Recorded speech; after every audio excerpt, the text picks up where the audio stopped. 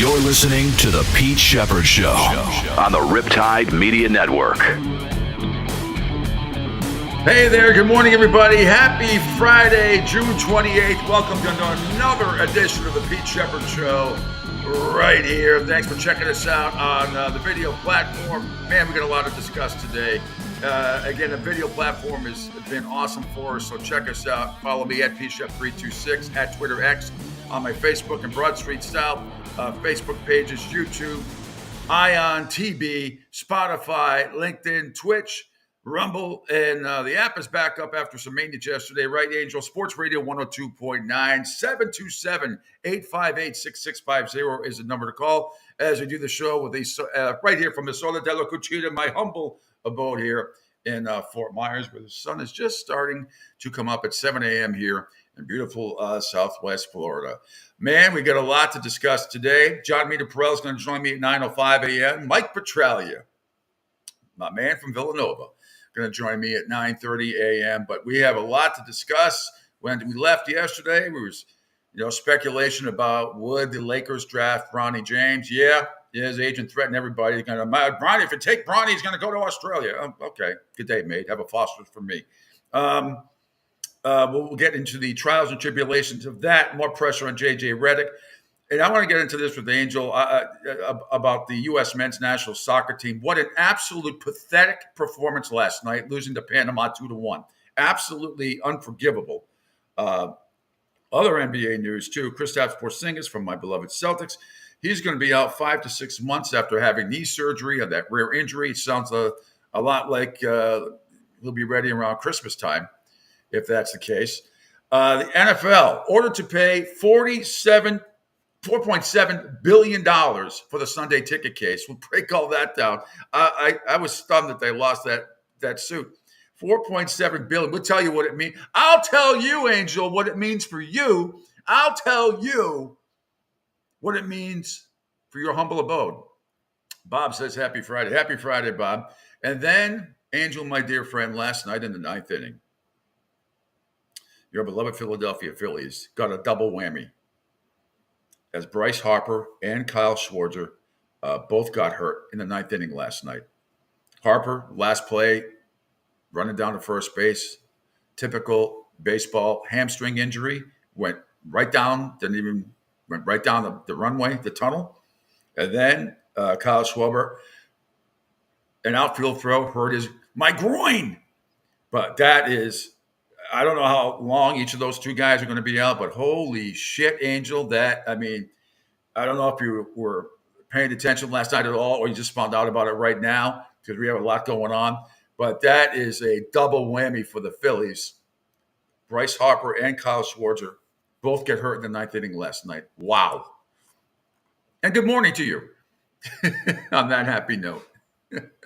Yeah, it's always a happy morning when you hear two of the better Phillies, especially Bryce Harper, going down for just simple injuries, which God knows how long both of them could end up being going out at a time where the Phillies are pretty much riding a good high for the most part. But yeah, it friggin' sucks that they went down. He's batting 303, 20 home runs, and 58 RBIs. I love this quote. Harper said, Angel, that he has never had a soft tissue injury like this before, so he doesn't know how concerned he should be. Quote, if I had something to go back on, I would let you know, but I've never felt anything like this before.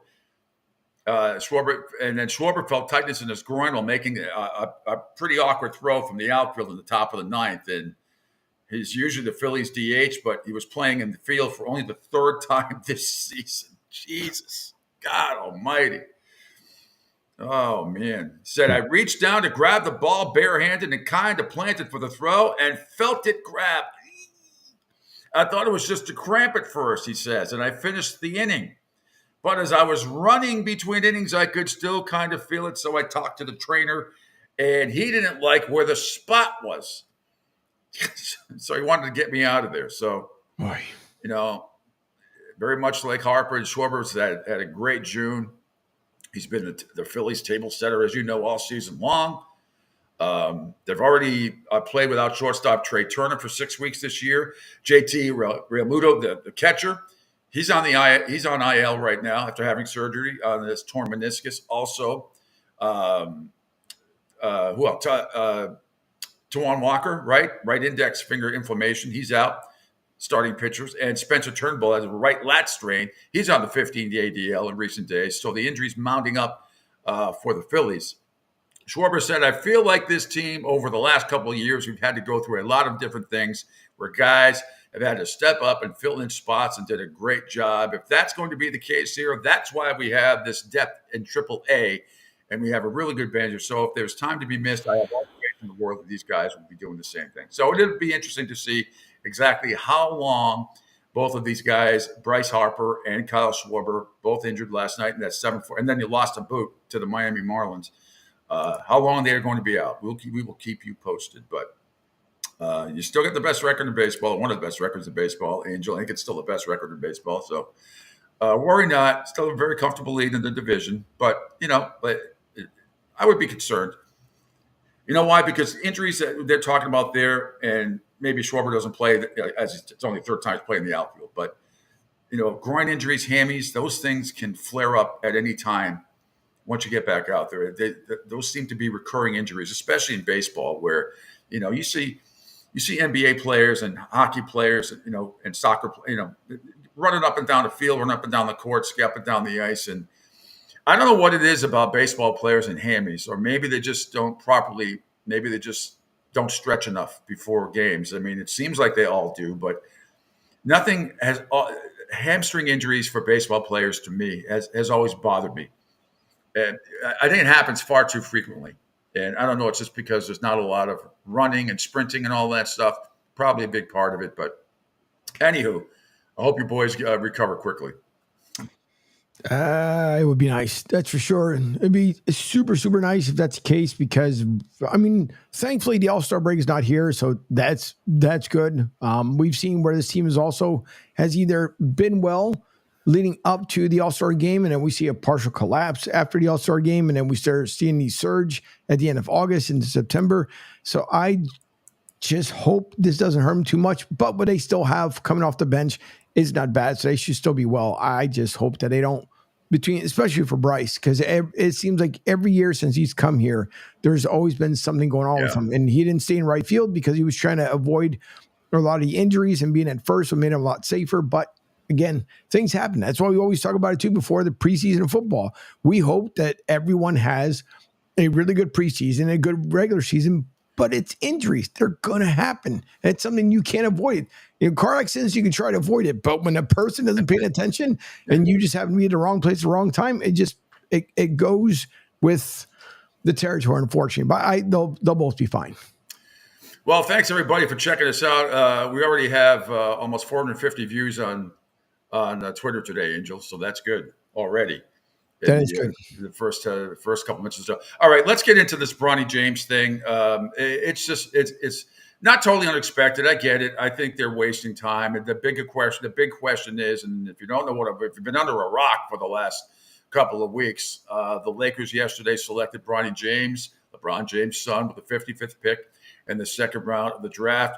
We got all the highlights for you, how it went down, this, that, and the other thing. His agent threatening that if they had anybody drafted him, he'd go play in Australia, which I'm sure everybody but the Lakers would have said, okay, fine. This kid clearly is nowhere near ready yet to be an NBA player. I'm not writing him off, and I hate to have to do this goddamn preamble every time we talk about him. I am not writing off Bronny James in the least, okay? The kid was a McDonald's All-American selection. And hopefully he did it on his own merits and not because of his dad, because I've only seen a couple of highlights. We know what happened to him, the cardiac issue that he had, and he responded and came. But this guy is about, to me, at least 2 to 3 years away from being ready. Now, how much time, and if he wants to go to the G League and then, later on in the season comes back up and plays officially with his dad, I could see that happening. But let's, Angel, if we could, on my Twitter page, can we go down and let's see, where it is. Let's scroll down. Here we go. I want to first play Rich Paul's threat. It's NBA on ESPN, the video. Rich Paul, what I just said, talking about, if anybody drafts him, he'll go play in Australia. If we could play that. Sure. Gas Pump Guy says, good morning, fellas. Good morning, Gas Pump Guy. Again, you want to call or text the show, 727-858-6650, 727-858-6650. That is the number. So first segment here, we're going to talk about Bronny James, even though I hate giving the Lakers any type of pub at all. I hate it. But this is really interesting. Here's what happened on NBA and ESPN yesterday. Bob Myers on Bronny James draft status. Bob Myers, you promised at the top of the show that 30 minutes in, you would have an update for us on Bronny James, and we're 56. Well, I don't get a chance to say anything. So would you like to say it? Stephen A. talks a lot. There's other stuff going on. Break some news. Stop whining. Yeah, it sounds like Listen, exactly. Okay, fine. I will say 15 seconds. Right now, Rich Paul's calling teams, don't take Bronny James. He's telling them, do not take him, okay? He's saying, don't take him. If you take him, he's going to Australia. So he has a plan and he has a place. But he's not telling the Lakers. I don't know if he's telling one team that. Mark Tatum. Bob Myers, you promised. All right. So, and then in the end, Angel, they obviously did take. If we could go back to the Total Sports Prep sound and get down to the actual selection. Made by ESPN. I'm trying to think where the hell is it. I thought it was somewhere on here.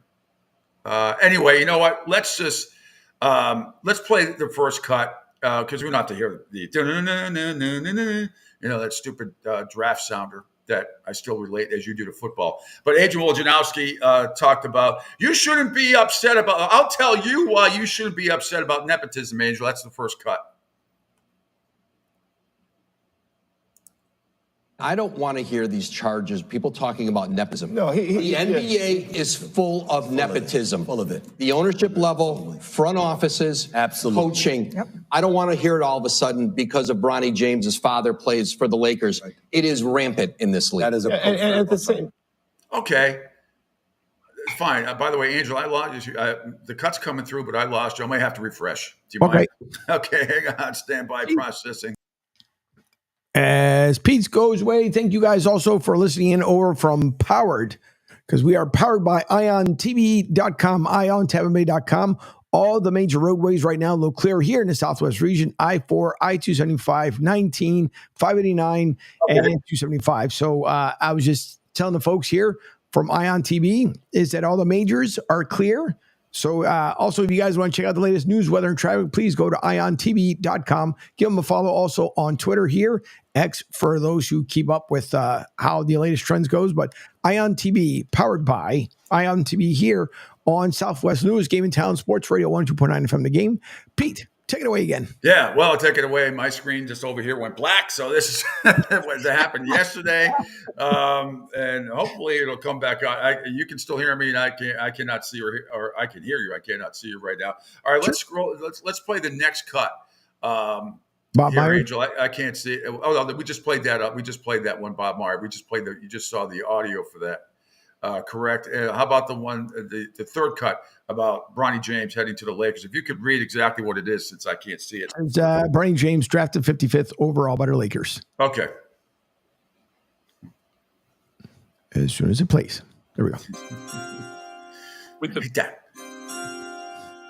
55th pick in the 2024 NBA Draft, the Los Angeles Lakers select Bronny James from the University of Southern California. All right. Yeah. Very dramatic. Very, very dramatic. Has been building. Yeah. All right. So there's the official call. Okay. Now I can see I'm back again. Now this from ESPN. LeBron James got very emotional considering the weight of the moment after his son was drafted by the Lakers. If you could play that, good, Angel. Thanks. Hold on. Because there's a bunch up here. Give me a second. Right. Goodness gracious. Goodness gracious. That's exactly what I was about to do there. Yeah. LeBron. Got very emotional. Here we go. Yeah. Any day now report. Covering the Lakers, Dave McMenamin. Dave, what can you tell us about how the James family found out about this and what their reaction is now that LeBron and Bronny are teammates? Yeah, Malika, I'm told that the James family and some of their closest friends and confidants, including Rich Paul, of course, Gloria James, LeBron's mother, and Savannah's parents as well, gathered for an intimate dinner in New York City today to await what was going to happen with the second round. And when they got the call from the Lakers, LeBron James had a champagne toast to everyone there. I'm told it was less than 20 people. And sources tell me he got very emotional in considering the weight of the moment, not just the history for the NBA, the first time you have a father-son duo playing together, and not just the history for the James family being that father and son duo, but really the journey for Bronny James. You think back, it's less than a year ago, last July, where he suffered that cardiac incident. And that was a very serious time, very touch and go for the James family. And here they are together, having one of the most joyous days they've ever experienced. Oh, good for them. I mean, I'm not taking away anything like that. What was that chirping in the background? Was that the That'd be the crickets, because if anybody thought any different from the Lakers, come on, man. We all knew where he was going. Yeah, I still thought maybe there was a chance that they wouldn't take him. I think it's a bad business. I mean, as far as, am I happy for the family, father and son duo never playing together in the NBA? This will be the first time that ever happens. If it happens, I'm sure it will. More on this. Here's Ryan McDonough and Rob Perez on the expectations for Bronny next season. That's the next cut down. I don't think anybody feels that Bronny James is a ready-made player at this point, including those guys. They want to see the kid do well. So, yeah, I think he'll spend a lot of time with the South Bay Lakers. He should spend a lot of time with the South Bay Lakers, the LA Lakers minor league team, and develop and work on his game. He had an interrupted season with the cardiac incident this year at USC. He came off the bench for most of the games he did play. I think he played in 25, only started 6. So he needs to develop, Rob. He needs to develop his shooting in particular and just get experience and reps. So I think he'll probably go through preseason training camp with the Lakers. He'll be on the 15-man roster, I would guess, likely as the 15th roster spot. And then I think he'll spend a lot of time in South Bay once the G League season gets started.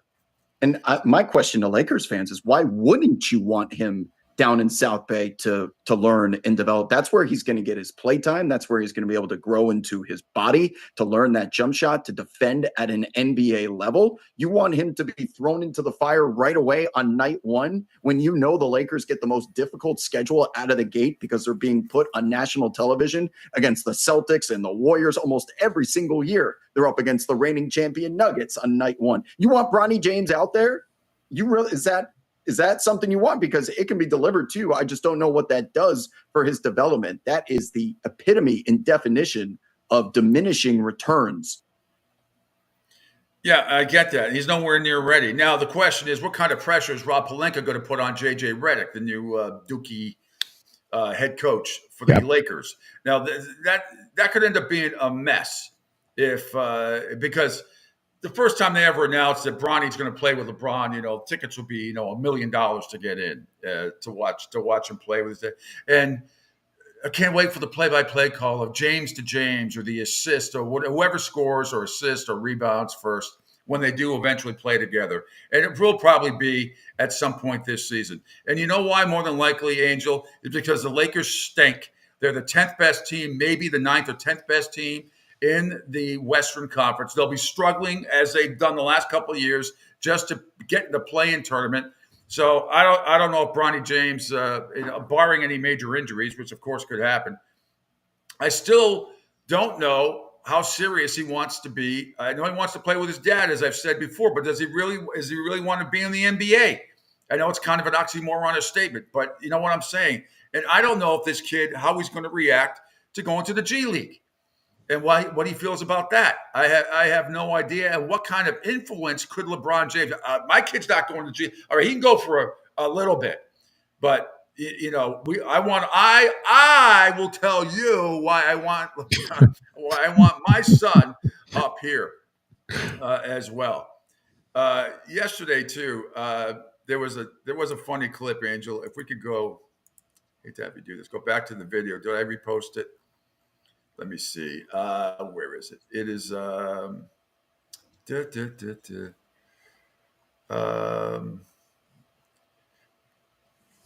Oh, okay. If you go down and scroll, it's from Awful Now. It's from ESPN yesterday. And Tim Legler was talking. He had a very interesting theory right before he got drafted that he wanted the Celtics to draft him before the Lakers did. But if you scroll down, it's under the NFL sound, the NFL being ordered to pay $4.7 billion. But it was kind of a funny one of the funniest takes I've heard in a while. One of the more entertaining things, because these, half of these people on ESPN just spew shit. But Legler is somebody that I actually do respect. But if we have that, Angel, it says 54th pick, we renew the Cold War between the Celtics and Lakers. Yep. And there goes my screen again. Do the thing. Dun, dun, dun. So, all right. When you have it, you just play it. Yep. Let me go back to here. I thought you said, there goes your screen again. It was like, oh, goodbye. No, that's me. No, that's me. Okay, I'm going to have to refresh when we go to break, but that'll take 2 seconds. All right. Here we go. Yep. Cool. Boston. So, like movies, I like true crime, stuff like that. I'm just saying, 54th pick, we renew the Cold War between the Celtics and the Lakers. The Boston Celtics take Bronny James, and he sent a ransom note to the Lakers. We have your son. We have your son. If you want him back, it's going to take Austin Reeves. It's going to take whatever you want. What do you think, Stephen A? What do you think? That's a Netflix doc. That's a Netflix documentary right there. That's right. That works. That works. We have your son. That's right. You want him back? We have your son. If you want him back, that's what it's going to cost you. I love that. All right. Cool. No, and I still hear Mel Gibson from that movie. I forget the name of the movie. Give me back my son. Yep. No, I mean, Bill Simmons last week kind of brought it up first that he would love to see the Celtics draft Bronny just to piss off the Lakers, but they weren't going to do that. Brad Stevens is smarter than that. I like this theory. I like the concept of it just to piss off the Lakers, but anywho. I'll tell you what, Angel, let's take a break sooner rather than later here, because I got to refresh my screen. Then when we come back, more on Bronny James. Want to hear from all of you guys today. Got a huge following, as always, across this video platform, the Pete Sheppard video platform right here, 727-858-6650. That is the number to call or text. We're going to get into what happened in the NFL last night, being ordered to pay $4.7 billion in the Sunday ticket case. We'll break it all down for you and tell you what it means here on the Pete Sheppard Show. Back in a couple of minutes. Stay there. Adopt US Kids presents What to Expect When You're Expecting a Teenager. Learning the lingo. Today I'm going to help parents translate teen slang. Now, when a teen says something is on fleek, it's exactly like saying, that's rad. It simply means that something is awesome or cool. Another one is totes. It's exactly like saying totally, just shorter. As in, I totes love going to the mall with Becca. Another word you might hear is jelly. Jelly is a shorter, better way to say jealous. As in, Chloe, I am like so jelly of your unicorn phone case. You don't have to speak teen to be a perfect parent. Thousands of teens in foster care will think you're, rad just the same. To learn more, visit adoptuskids.org. A public service announcement brought to you by the U.S. Department of Health and Human Services, Adopt U.S. Kids, and the Ad Council. This is the story of a very special woman. In a matter of seconds, she turned herself into a great mathematician or an entrepreneur. Her knowledge was limitless and still is. She could also make monsters disappear, especially those that lurked in the shadows under the bed. Once, this woman put back together a teenage girl's broken heart, which had been shattered in 1,000 pieces, just by giving her a bear hug. She masqueraded as a regular person at work, but as a superhero at home. Everyone knows her as Gabriella. I still call her Mom. Your hero needs you now, and AARP is here to help. Find the care guides you need to help, complete with tips and resources at aarp.org/caregiving. A public service announcement brought to you by AARP and the Ad Council. Hey, Dad, your prescription will be ready in just a minute. Hey, Dad, your laundry will be ready in just a minute. Dad, your lunch will be ready in just a minute. Hey, honey, why don't you take a minute? When you help care for a loved one, you give them as much time as you can, making sure they're safe and comfortable. But it's just as important that you take some time for yourself. At AARP, we can help with information and useful tips on how you can maintain a healthy life balance, care for your own physical and mental well-being, and manage the challenges of caring for a loved one. Because the better care you take of yourself, the better care you can provide for your loved one. Thanks, Dad. Thank you. You're there for them. We're here for you. Find free care guides to support you and your loved one at aarp.org/caregiving. That's aarp.org/caregiving. A public service announcement brought to you by AARP and the Ad Council.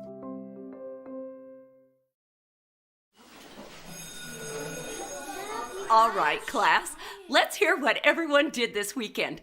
Jill? Well, I raised my older sister to a big oak tree. It was at least 100 years old. My mom said I must have set a record or something. And then we went down by a stream and perched up on this huge rock and saw all of these little minnows swimming around way below us. And then I rescued my little brother from an evil slug king who was guarding him at the bush fortress. And my sister and I brought him back to our super twig fort for safety. And then we all laid out and told stories until it got dark. And the Big Dipper led us all the way home. Wow. Awesome. Where were you, Jill? Yeah. We went to the forest. It's not that far away. Anyone want to come this weekend? Ask your parents to take you and your friends to the forest this week and find the fun, adventurous you. It's closer than you think. Check out discovertheforest.org. Brought to you by the U.S. Forest Service and the Ad Council. Welcome back to the Pete Sheppard Show. I am Angel Martinez, co-host here on the Pete Sheppard Show, of course, live on Sports Radio 102.9 FM, The Game. And just like that, man reappears like out of the blue. Hang on, Pete, because okay, now say something. Nope, your mic's in your, we cannot hear you. There we go. Now can you hear me? There we go. I'm back. Thank you, dear friend Angel Martinez. Yes, I just reset everything. That happened yesterday for some reason. Once in a while we get a glitch, I have to refresh, yada, yada. You know the drill. Anyway, thanks, everybody. Huge following as usual, but extra huge following this morning already. Thanks, everybody, for checking out the Pete Sheppard Show. We are here Monday through Friday from 7 to 10 a.m. Follow us. Follow me at pshep326 on X, Twitter, whatever you want to call it, on my Facebook and Broad Street South Facebook pages, YouTube, Ion TV, Spotify, LinkedIn, Twitch, Rumble, and Sports Radio 102.9. The app, if you're in the car, probably a better way to listen on 102.9. The app is better than trying to watch on listen on Twitter or Facebook. The phone number, call or text as always, 727-858-6650, 727-858-6650. Now, just one more thing real quick, Angel. For me, I just have to get my Total Sports Prep sound up here once again. And of course, it's taken forever. Why?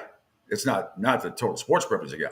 My laptop is taking forever. Right, all right, it happens. By the way, Tim Barrington says, Friday, American men's soccer sucks. Why? I'm going to get to that in a second. What a disgrace. What a disgraceful performance last night. And we're going to get into that in a second. And this is like a little frustrating this morning, but. I told you, do like I just shake it. Take it and shake it. I'm going to chuck it is what I'm going to do. All right, there we go. Okay, there we go. I got it now. Let's see. Start recovery. Yes. Boom. All right. Finally. Yes. Well, I think. Processing. Oh, yeah. Okay, there we go. All right. It's all good. All right. Yes. We're going to get to the U.S. We can get to the U.S. soccer team right now. And I follow the men's national team. I'm not a big soccer guy by any stretch of the imagination. But that is what happened last night is ridiculous that they lose to Panama 2-1. Absolutely terrible. I'm trying to punch up the whole story here, see if I have any. But that it was a horrible performance. It's gone under the radar today because of the Bronny James situation. For one, the NFL ordered to pay $4.7 billion in the Sunday ticket case. But it was a disgraceful performance yesterday, losing to Panama 2-1. Immature. They're getting ripped up and down. They had they now need a win after. And this is the 2024 Copa America, and they're in Group C. And now they lose to Panama 2-1. They need to a win over group favorites Uruguay in order to ensure it advances. And then the worst is that Panama's win means Uruguay has not clinched a spot in the quarterfinals. So meaning, what is it, La Celeste, they say, will have something to play for against U.S. instead of possible resting players. Angel, what's that mean? La Celeste. Celeste. That's La Celeste? Yeah. What did he mean behind it? Yeah, that's what they call the Italian team, Azzurri for blue in Italian, but La Celeste, they refer to the Uruguay, La Celeste, whatever that translates to. I don't know. Is that where they're playing? No, it's a nickname for the team. Don't worry about it. So again, last night, this guy Tim Way, who's got a lot of family ties, whatever, he gets a red card in the 16th minute. 2 jabs to Panama defender Roderick Miller, and only the second one connected. And Yvonne Barton, the referee, had little choice but to send him. Anyway, yada, yada, yada. I'm not going to spend a lot of time on this, but Greg Berhalter, the head coach or manager, I should say, right? Manager, he's going to lose his job. If they don't get out of this, he's going to lose his job. It's just absolutely pathetic. And if we could back Angel, and this is the last, I'm going to say this for now. If you scroll down again on my Twitter page, shortly after the 2 young ladies eating the ice cream, which we'll get to that in a second, and also we'll get to it sometime this morning, I promise you. So here's Alexi Lalas, who's become the voice of the U.S. MNT. Here's his take on it last night on television. It wasn't on Fox. I don't even know what the hell it was, and I believe it was on Fox. I believe. Okay. Well, here's his take on what happened last night, and then we'll be moving on. Lex, your takeaways right now from this loss. I mean, this one hurts, obviously, but there's a strange part of me that said, you know what? All chips in. All right. We talked so much about this tournament being an assessment of this team, an assessment of head coach Greg Berhalter relative to getting out of the group and playing against the likes of Colombia and Brazil. Well, you know what? That challenge and that assessment and that ultimate assessment is now going to happen in the 3rd game against Uruguay. And they better be up for it, because if they do not go through, Greg Berhalter is going to lose his job, and rightfully and fairly so. But this is a situation that this team, including Greg Berhalter, have created for themselves. Now find a way to get out of it. Lex, your takeaways right now. And, get out of it. I'm not spending a lot. I read Tim's again. Tim says, Friday, American men's soccer sucks. Why do we waste our time on it? Because every single year there's that hope. You start talking about the United States and with Colombia and Brazil. Although after Georgia, no, not the Bulldogs, but after Georgia, Angel beat Portugal the other day in the Euros, one of the biggest upsets of my lifetime. I can tell you that. And I mean, anything is possible, but I talk about soccer about once every 6 months. I don't care about the MLS. I know it's popular where some of you are around the nation who are tuning into this show, and I get all that, and I respect it.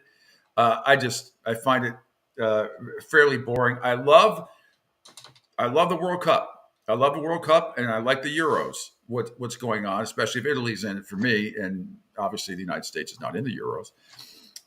Believe it or not, the United States is not in Europe, Angel. Did you know that? They can't qualify for the Euros.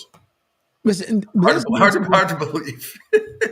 But it's been horrific since 2005. If you were to really bring it back, the women don't even have to show up, and the women win. That's how bad it is for the men, and not taking anything away from the women, because the women have been successful. We've seen it. They're going now through that young transition period, but the women have been a lot more successful in the men's soccer league. U.S. men's soccer sucks. I agree with Tim. They suck, and they're not doing anything to make it better. But you can't be that immature. You're throwing punches, and that guy, Tim Way, what I'm reading about, I mean, he's one of the more experienced guys. You gotta control yourself. You can't get thrown out of a game like that in the 18th minute. Nope. You know, the United States had a 1-0 lead in that one. They lose 2-1. Okay, I'm moving on. There's your soccer talk for the next 6 months, unless something serious happens here. But let's move on, shall we? Let's move on to what happened in the NFL yesterday. So this shocked the hell out of me. In Los Angeles, speaking of LA, a jury in U.S. District Court ordered the NFL to pay more than $4.7 billion in damages on Thursday after the ruling that the league violated antitrust laws in distributing out-of-market Sunday afternoon games on a premium subscription service, which I'm proud to say I do have. I have cut the cord with cable a couple of years ago and very happy with YouTube TV. And I also got a discount. If you're a member of YouTube TV, you get a discount. I'll tell you what. The jury awarded $4.7 billion in damages to the residential class and $96 million in damages to the commercial class. So since damages can be tripled under federal antitrust laws, the NFL could end up being liable for, write this down, you'll be quizzed later, Where's my pen? $14.39 billion. The lawsuit covered 2.4 million residential subscribers, 48,000 businesses in the United States who paid for the package of out-of-market games from 2011 through 2022 on, of course, DirecTV. The lawsuit claimed the league broke antitrust laws by selling its package of Sunday games at an inflated price. The subscribers also say the league restricted competition by offering Sunday ticket only on a satellite provider. Now, here's what the NFL said in a statement that it will appeal the verdict. Quote, "We are disappointed with the jury's verdict today in the NFL Sunday ticket class action lawsuit. We continue to believe that our media distribution strategy, which features all NFL games broadcast on free over-the-air TV in the markets of participating teams and national distribution of our most popular games, supplemented by many additional choices, including Red Zone, Sunday Ticket, and NFL Plus, is by far the most fan-friendly distribution model in all of sports and entertainment. We will certainly contest the decision as we believe that the class action claims in this case are baseless and without merit. We want to thank the jury for their time." The jury. I'd love to be, wouldn't it be big fun to be on that jury? We talked about that yesterday. "We thank the jury for their time and service and for the guidance and oversight from Judge Philip Gutierrez throughout the trial. The post-trial motions, by the way, will be heard at the end of July 31st, actually, including one to set aside the verdict. If the verdict isn't set aside, the NFL will appeal to the Ninth Circuit Court." Now, should the NFL end up paying damages, it could cost each of the 32 teams, guess how much, Angel? If the NFL ends up paying for damages, guess how much each of the 32 teams would have to play? And it's a fairly significant number. $1 billion. No, about half that, a little bit less than half. 400, it's a good guess though, 449.6 million. Now, I don't care for Jerry Jones, Robert Kraft, or the Maras, it doesn't matter. That's a lot of money. $449.6 million each NFL team. That's what it could cost. The trial lasted 3 weeks, by the way, in case you keep track at home. And the last 3 weeks featured testimony from NFL Commissioner Roger Goodell, Dallas Cowboys owner Jerry Jones. Plaintiff attorney Bill Carmody said justice was done. The verdict upholds protection for the consumers in our class. It was a great day for consumers. So during his closing remarks, Carmody showed an April 2017 NFL memo, 7 years ago, that showed the league was exploring a world without Sunday Ticket in 2017, where cable channels would air Sunday afternoon out-of-market games not shown on Fox or CBS. Meanwhile, the jury of 5 men and 3 women deliberated for about 5 hours, only 5 hours, before reaching its decision. Payment of damages, any changes to the Sunday Ticket package and or the ways the NFL carries its Sunday afternoon games will stayed until all appeals have been concluded. So the league maintained it had the right to sell the Sunday Ticket under its antitrust exemption for broadcasting. Plaintiffs said that only covers over-the-air broadcasts and not pay TV. So DirecTV had Sunday Ticket from its inception back in 1994 through 2022, and then the league signed a 7-year deal with Google's YouTube TV that began with the 2023 season. The lawsuit, lastly, was originally filed in 2015 by the Mucky Duck Sports Bar in San Francisco. But I said, Mucky Duck, we have one here in Southwest Florida in Sanibel. But the lawsuit originally filed in 2015 by the Mucky Duck Sports Bar in San Fran, but was dismissed in 2017. 2 years later, the Ninth Circuit, which has jurisdiction over California and 8 other states, reinstated the case. Gutierrez ruled last year the case could proceed as class action. Translation, this ends up in the Supreme Court, or this is, as far as NFL paying damages, this still could be quite a ways away, quite some time before this happens. But I find it fascinating that they were able to pull this off. I didn't think they would. I really didn't. But my God, that is a lot. That's a lot of money. And I wish we could have heard testimony during this. And I didn't see anything out there from Jerry Jones or anybody else, or Roger Goodell or anybody else.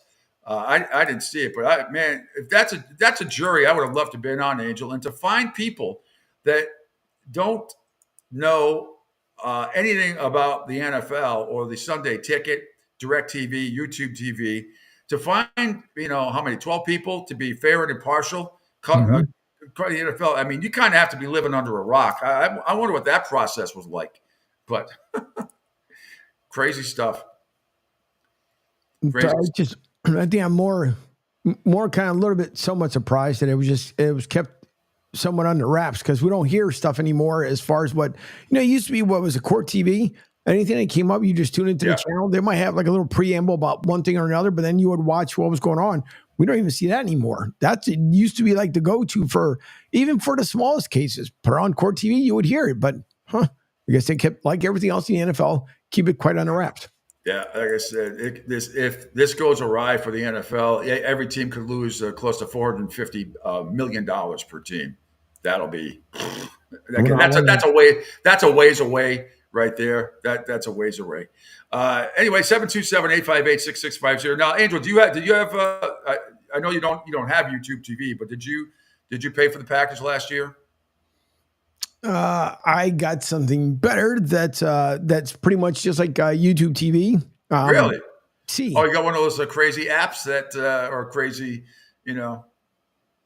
I have wink, wink, nod, nod type of thing where you can you found a way. Yeah, I try to find a way. It's what you're costing the NFL. It's people like you who are causing the prices to rise and the Sunday Ticket. But people like good citizens like myself who have YouTube TV, and now I have to carry you on my. I mean, I'm just tired of the whole situation. Yeah, well, I have Tube U. I put it backwards and it works. It works.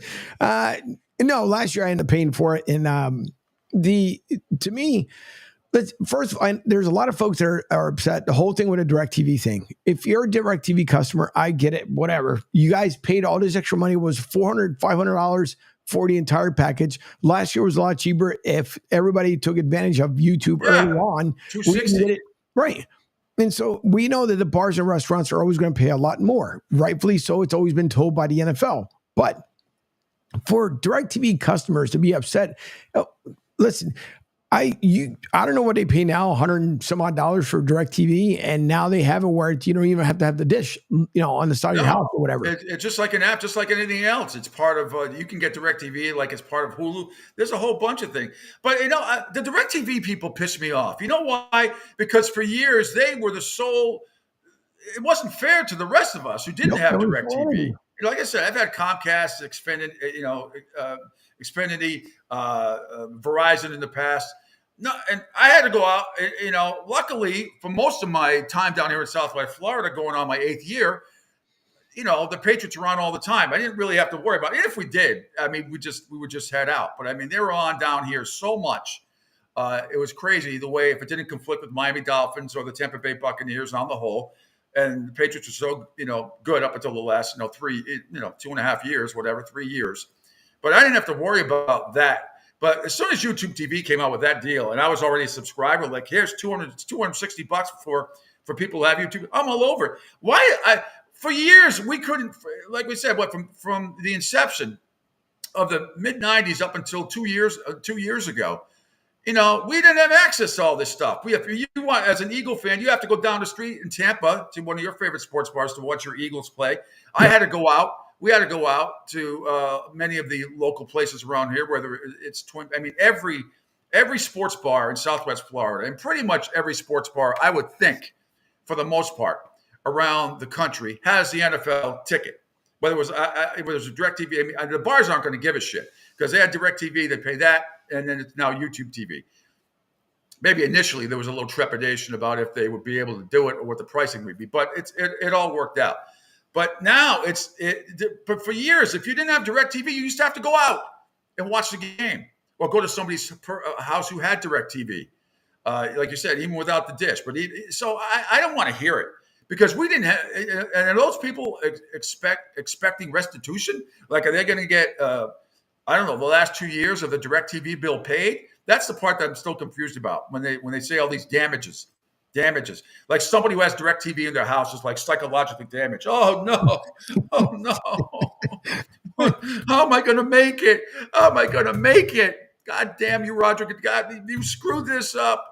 Well, tough. We didn't even have a choice. If you had anything other than DirecTV for many, many, many years, you didn't have a choice. You had to go out and watch the game or go to somebody's house who had DirecTV. So screw these people at DirecTV elitists. Screw them. Yeah. Now you have to pay. Now finally you people have to pay. I'm tired of supporting you people. Have to go into bars before YouTube TV. I love YouTube TV. And you know what the best part about YouTube TV is? I could go to my friend's house who have a bigger platform and bigger pools and bigger lanais than I do. And I just punch in my code on their television and boom, as long as it's not on, 2 other additional outlets, which it wouldn't be, because we're at my friend's house and not here at my house and not watching on the laptop, the phone, or the television at the same time, it comes up right in somebody's home, and then you just log out. As long as more than 3 sets aren't logged onto it, it's fine. So I love it. It's like doing a remote, Angel. It's like taking the NFL on a remote. I can do it anywhere, and I love it. And I don't want to hear, and I haven't heard, but I mean, you DirecTV elitists who are so pissed now that you have to sacrifice, pay the $360, whatever it's going to be. And I think it's going up to like $460 because of this lawsuit. But too bad. Because for years you paid for I think back then the ticket price, the DirecTV was somewhere between $200 and $300. I forget. And I think I saw it might have been $199 to start. And I don't know if a lot of you were grandfathered in.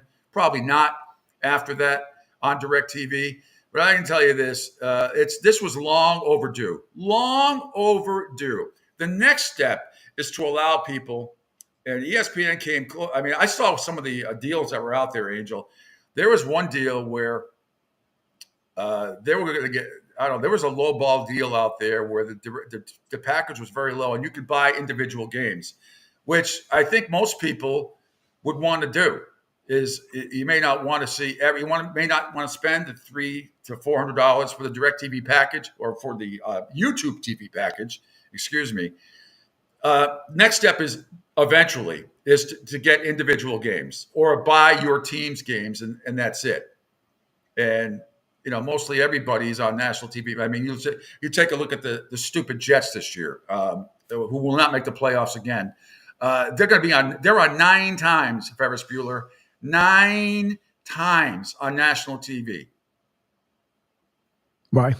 Yeah. And so, if you're a Jet fan, you're only looking at, 8 games that, half the season, basically half your season is on national TV. I used to, my Patriots used to be that way, but not anymore at all. But the bottom line is, I mean, I don't want to hear from the DirecTV people that they're upset that they have to pay, because for years we couldn't do it unless you had the elitist DirecTV. And they had their own issues with other networks, by the way. I mean, DirecTV and Dish TV had it too, right? At one time, it was DirecTV and Dish TV. They may have had the NFL package at the time, but they had their own issues with a lot of other stations, sometimes national networks that you go, oh my God, I can't get this Fox affiliate or this local CBS affiliate or that. There would be wars going on in the cable world between local affiliates, getting local stations, whatever part of the country, and we saw it a bunch of times. And then you have Bally Sports, and that's a whole other thing. And down here in Florida, it's big because you get not that anybody's watching down here, but nobody's watching the Marlins, even though they severely damaged your Phillies. They didn't damage them, but they beat Philadelphia last night 7-4. We saw your Bryce Harper and Kyle Schwarber get hurt. We'll get to that afterwards. But Bally Sports around the country, huge. They were getting, they weren't on a lot of cable systems anymore, and there's still markets that don't have it that used to have it, and that whole situation is a mess too. So, anywho. Anybody's thoughts on that, let me know as I do the show here from the Isola della Cucina at my beautiful home here in Fort Myers, Florida. Welcome. Go ahead, Angel. Speaking of, you were talking about out there in Jets land, which is out in East Rutherford, New Jersey for Jets Giants fans. The Arena Football League had announced that Arena Bowl 33 will be scheduled for Friday, July 19th at the iconic, I don't think it's iconic, but okay, at the iconic American Dream Entertainment Retail Center in East Rutherford, New Jersey. So those who are out there inside that mall, where normally they've been playing like some hockey games out there, now you guys will be able to watch the Arena Bowl weekend, which hopefully my Orlando Predators, who I am the Spanish play-by-play announcer, if they end up winning next week, because this week's game was canceled. So next Friday, 7 o'clock, you guys will be able to hear the broadcast right here live on Twitter, of course, over on Sports Radio 102.9 FM, the game, the app.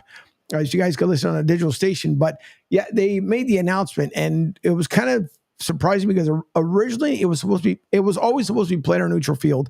They said Minnesota first, but because so many things had folded, now they put it out in East Rutherford, New Jersey. So for those who are at minicamp or will be at minicamp, then you guys can go over and check out the Arena Bowl game. Just kind of coincidental that's going on. So that's the update from the Arena Football League. Good stuff. Good stuff, Angel. And that's great. You do a great job as a play-by-play voice. So, yeah, 727-858-6650. Thanks, everybody, for checking us out all across the Pete Sheppard Show video platform, Twitter X. Follow me at PShep326 on Facebook and Broad Street South. YouTube, Ion TV, Spotify, LinkedIn, Twitch. Where else? Rumble and on Sports Radio 102.9, the app, which I highly recommend if you're in your car. Do it that way. By the way, Total Sports Prep sound. We're going to get to some NFL stuff in the second hour, but Total Sports Prep, want to remind everybody, for the best articles and audio, there's only one source that provides everything you need 365 days a year to satisfy your sports crave. It's Total Sports Prep. The staff combs through the best articles and audio so you don't have to. The sports and non-sports kicker stories will leave you laughing all day long. To get your free trial of Total Sports Prep, you can contact them at info@sportsbroadcastingcoach.com. That's info@sportsbroadcastingcoach.com. Total Sports Prep. The name says it all. Anyway, that's a commercial down here in Southwest Florida. What I'm trying to think. I think it's a hardware store, and at the end, the name says it all. Anywho, lots going on today, and thanks everybody. If you're just checking out the show for the first time, I'm here from 7 to 10 a.m. Monday through Friday, as is Angel Martinez. And next week, Angel is back with his own show right after this one, Martinez Company. I strongly suggest you just leave it on this network for the entire time. So Martinez Company back from 10 a.m. until noon. And then middays with Rich Quinones from noon to 2 p.m. Correct, Angel? That's what we're doing next week? C. 727-858-6650. Those of you who are new here, this is national. Angel keeps track of all the numbers. We're national, even though we're based here in Southwest Florida. Angel is in Tampa Bay. I'm in Fort Myers. Just a quick 2-hour ride over the beautiful Sky Bridge, Angel, and then we will meet up. So we do a great. I have great guests on. A lot of you from New England, if you're tuning in today, you're going to hear from John Meter-Perel coming up at 9:05. He's on usually with me once a week. We discuss a lot of things, college football. Of course, he's the voice of BC football as well, and we have a really good time. And my buddy Mike Petralia, he also used to work at WEI in part on the digital side. He is out in Cincinnati now. He covers the Bengals and the Reds, and he's always fun. And Villanova grad himself, I'm going to get his thoughts because I know, he covered the Celtics like I did for a long time down here or in Boston. But I want to get Mike's take on the Villanova Knicks. And, Stephen A. Smith's just, ridiculous, over the top, grandstanding, ramping, pedantic blathering, whatever you want to call it. The Knicks got to, they're a good team. They're a good team. With Brunson back in next year and the chemistry with all the Villanova guys, we'll see. Can they make that next step? We shall see. The fact that Porzingis now, as we found out, is going to be out 5 to 6 months, which to me sounds an awful lot like 6. So now my expectations are that he will not be available for the Celtics until Christmas. And maybe he makes his debut on Christmas Day, which I'm sure the Celtics are obviously going to be playing on. But so is the NFL, Angel. Yeah. So is the NFL. Well, that's why when people talk about it, okay, first of all, for the folks who have YouTube TV, you got to think about it. If you're on the road, not when you're driving. Let me put the disclaimer out there. Do not put on a phone holder and you're driving and you're trying to watch the game. But if you really think about it, if you're a passenger or you have like the SUV now that have the TVs and stuff on the inside, or even like one of the custom vans, if you're taking a trip to the airport, now before you wouldn't be able to view it if you were on the road. Now you can see it with YouTube TV. So for the DirecTV folks, listen, it was never going to be nothing but a pipe dream for DirecTV, but you can't go wrong with it having it on YouTube TV. In most weddings, and I will tell you that now folks will be like, wait, did I get to the I do part? All right, hold on. Let me put on my earplugs. It's been a thing. Most people try to put their weddings around when it comes to the NFL season because, and I know it seems kind of dumb, but that's the way they do it because they want to see what's going on. So to me, there's nothing wrong with, doing a whole YouTube TV, $270 or whatever it is early on if you come on early versus paying the full price. I mean, it's just, I don't know. To me, it's a no-brainer. Well, I think it's great. No, I think you make some good points. But look, there are people, and look, I'm the lapsed Catholic that I am, and but it's not like I go to church every Sunday. And most people who go on, some people go on Saturday or temple, wherever you go, whatever your religion is. But I promise you, in this day and age, if there is some big college football game on Saturday, there's a big NFL game on Sunday, and somehow the time overlap, you don't think there's people in these churches or temples or whatever you are that have a little earpiece going on? If they're not listening on a local app, if they whatever it is, that they don't have YouTube TV on in the background. I mean, and certainly at weddings, it's huge. I remember way back going to a wedding, and it was a huge deal because Boston College was playing Virginia Tech when both teams were really, really good. It was a huge game in late October, and people were having a fit at the wedding, at the reception, because the game was only on in this one part of the restaurant, a little tiny TV. And this was back in 1993, around that time. And people were like having fits, so much so that a couple people left and went to a local bar down the street to watch the game. So, I mean, it does matter, and you need to take into consideration. Are you going to get married on this date? You're going to get married during the AFC or NFC championship game. You're going to get married during, a Miami, Florida State game in October, or Ohio State. Are you getting married? Are you getting married in Michigan, in Ann Arbor or Columbus? If the day Michigan's playing Ohio State, you will be disavowed from. I mean, you can't do it. I mean, it's just a certain ethics involved when it comes to this stuff. You gotta plan ahead. And I know it's the wife, spouse, that the lady that usually plans all of this stuff. The man usually doesn't do a whole hell of a lot, right? You just kind of nod, shake your head. Then the toughest decision you have to make is what family members that hate each other that you don't want sitting at a reception. Or if you really want to bust chops, then you put them all at a reception and then see what happens. But you know what I'm saying? Yeah. But you need to take any of these newly married couples, especially in this day and age, take into consideration where your favorite sports teams are playing during that time. My wife's shaking her head at me like I'm an idiot. Yeah. Listen. Well, we went to Jamaica and got married, and sure as hell wasn't. It was late October. No, it was. It was early October. Oh, yeah, it was late October. I'm thinking of the other one, October 20. Yeah, I'm thinking of the. Shit. Now I'm in trouble. But we were in Jamaica when we got married, and there was not a huge game going on the week we were there. I remember that. I do remember watching sports, but I don't remember any big game because I planned accordingly. We planned accordingly, and you should too. That's why I'm telling you how to plan your wedding. And the reason why I do this for you to listen is because I cannot stand the fact on ESPN's morning shows and a lot of these other people who want to tease you all the time, say, I'll tell you this, I'll tell you that when we come back. No, you won't. Here's what I'll tell you. How about that? Here's what I'll tell you. I'm not here to tell you anything. Oh, we got to have the tease. We got to have the tease. Otherwise, we can't attract listeners to come back with us at the end of the break. Well, it's even worse, though. Tease this. I will tease. We're going to have the baseball starting all-star teams in the American and National League coming up next. And incredibly, there's nobody on the Red Sox, even though some of them, maybe they'll get – it's just the starters. We'll get to the starters. But go ahead, Angel. But, yeah, I'm not here to tell you anything. The worst thing is about how you should feel. Not only do they tease it, and then they exaggerate it because let's say you're at the top of the hour here. We're going to tell you why the Boston Red Sox should fire, whatever. And then you won't hear about it until coming up at the bottom of the hour as they're getting ready to go into the break, which they tease it again for the next one. And this guy was pretty smart because I picked June 15th for a particular day because there was nothing going on for the most part. You did. I knew how to work it around. You did.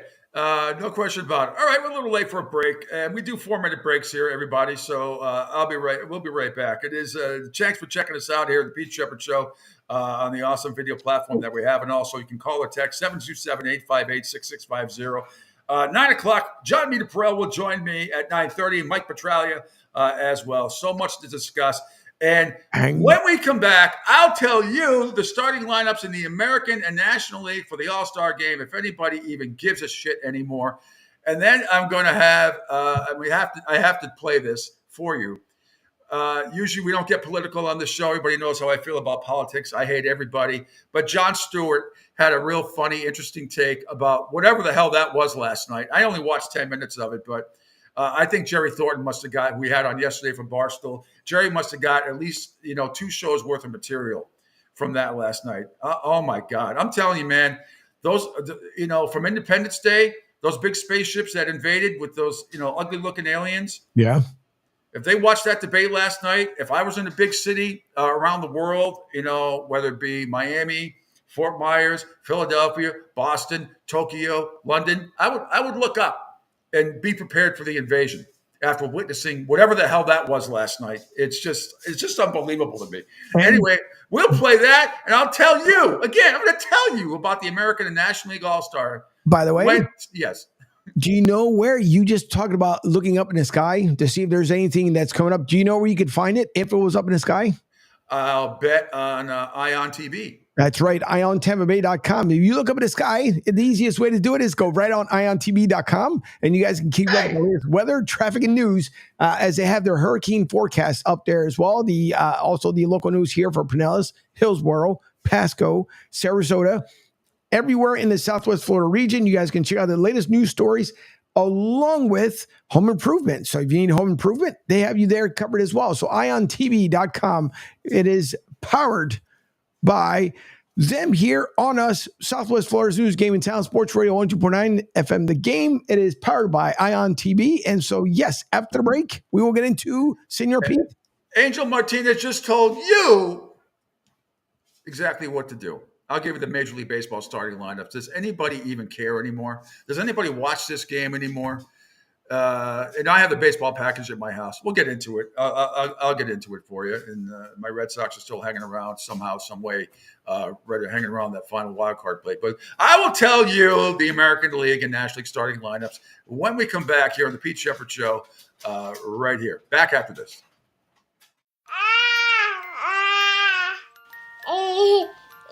To some people, the sound of a baby babbling doesn't mean much. But that's not necessarily true. By 6 months, they're combining vowels and consonants. By 9 months, they're trying out different kinds of sounds. And by 12 months, their babbling is beginning to take on some meaning. Especially if there's no babbling at all.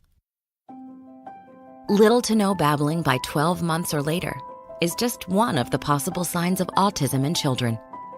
Early screening and intervention can make a lifetime of difference and unlock a world of possibilities. Take the first step at autismspeaks.org. A public service announcement brought to you by Autism Speaks and the Ad Council. The following is made possible by Dad. Why was the basketball court all wet? Because the players kept dribbling all over it. The dad joke. Corny, grown-worthy, but also one of the simplest ways to share a moment with your kids. Why do you have to be careful when it's raining cats and dogs? Because you might step in a poodle. And kids that spend more time with their dads grow up to be smarter, more successful. Can I tell you a cat joke?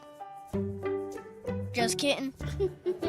And with any luck, funnier adults. Why didn't the skeleton go to the dance? Because he didn't have any body to go with. Dad jokes rule. So take a moment to make a moment and give your kid a laugh. It's as easy as going to fatherhood.gov. Brought to you by the U.S. Department of Health and Human Services and the Ad Council. That's really funny.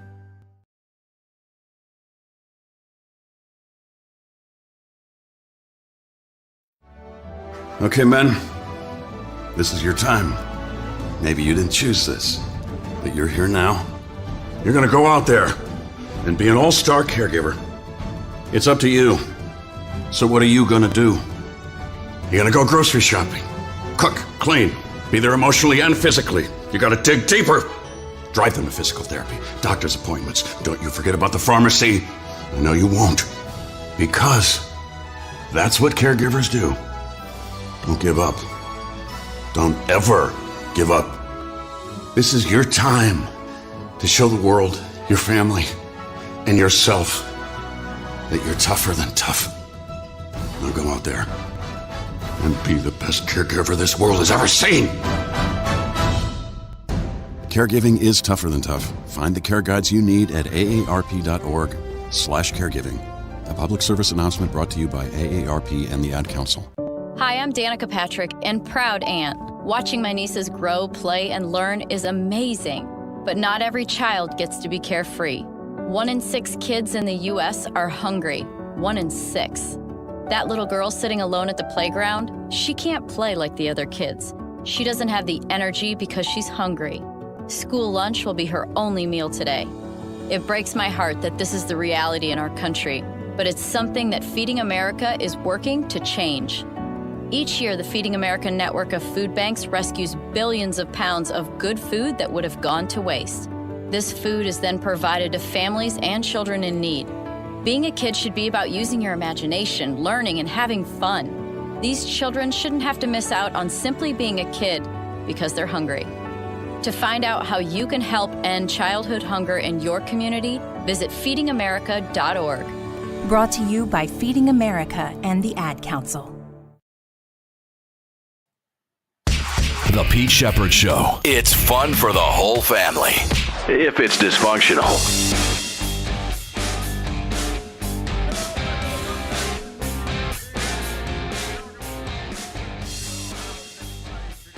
Excited about Brownie James. Hercules, yay!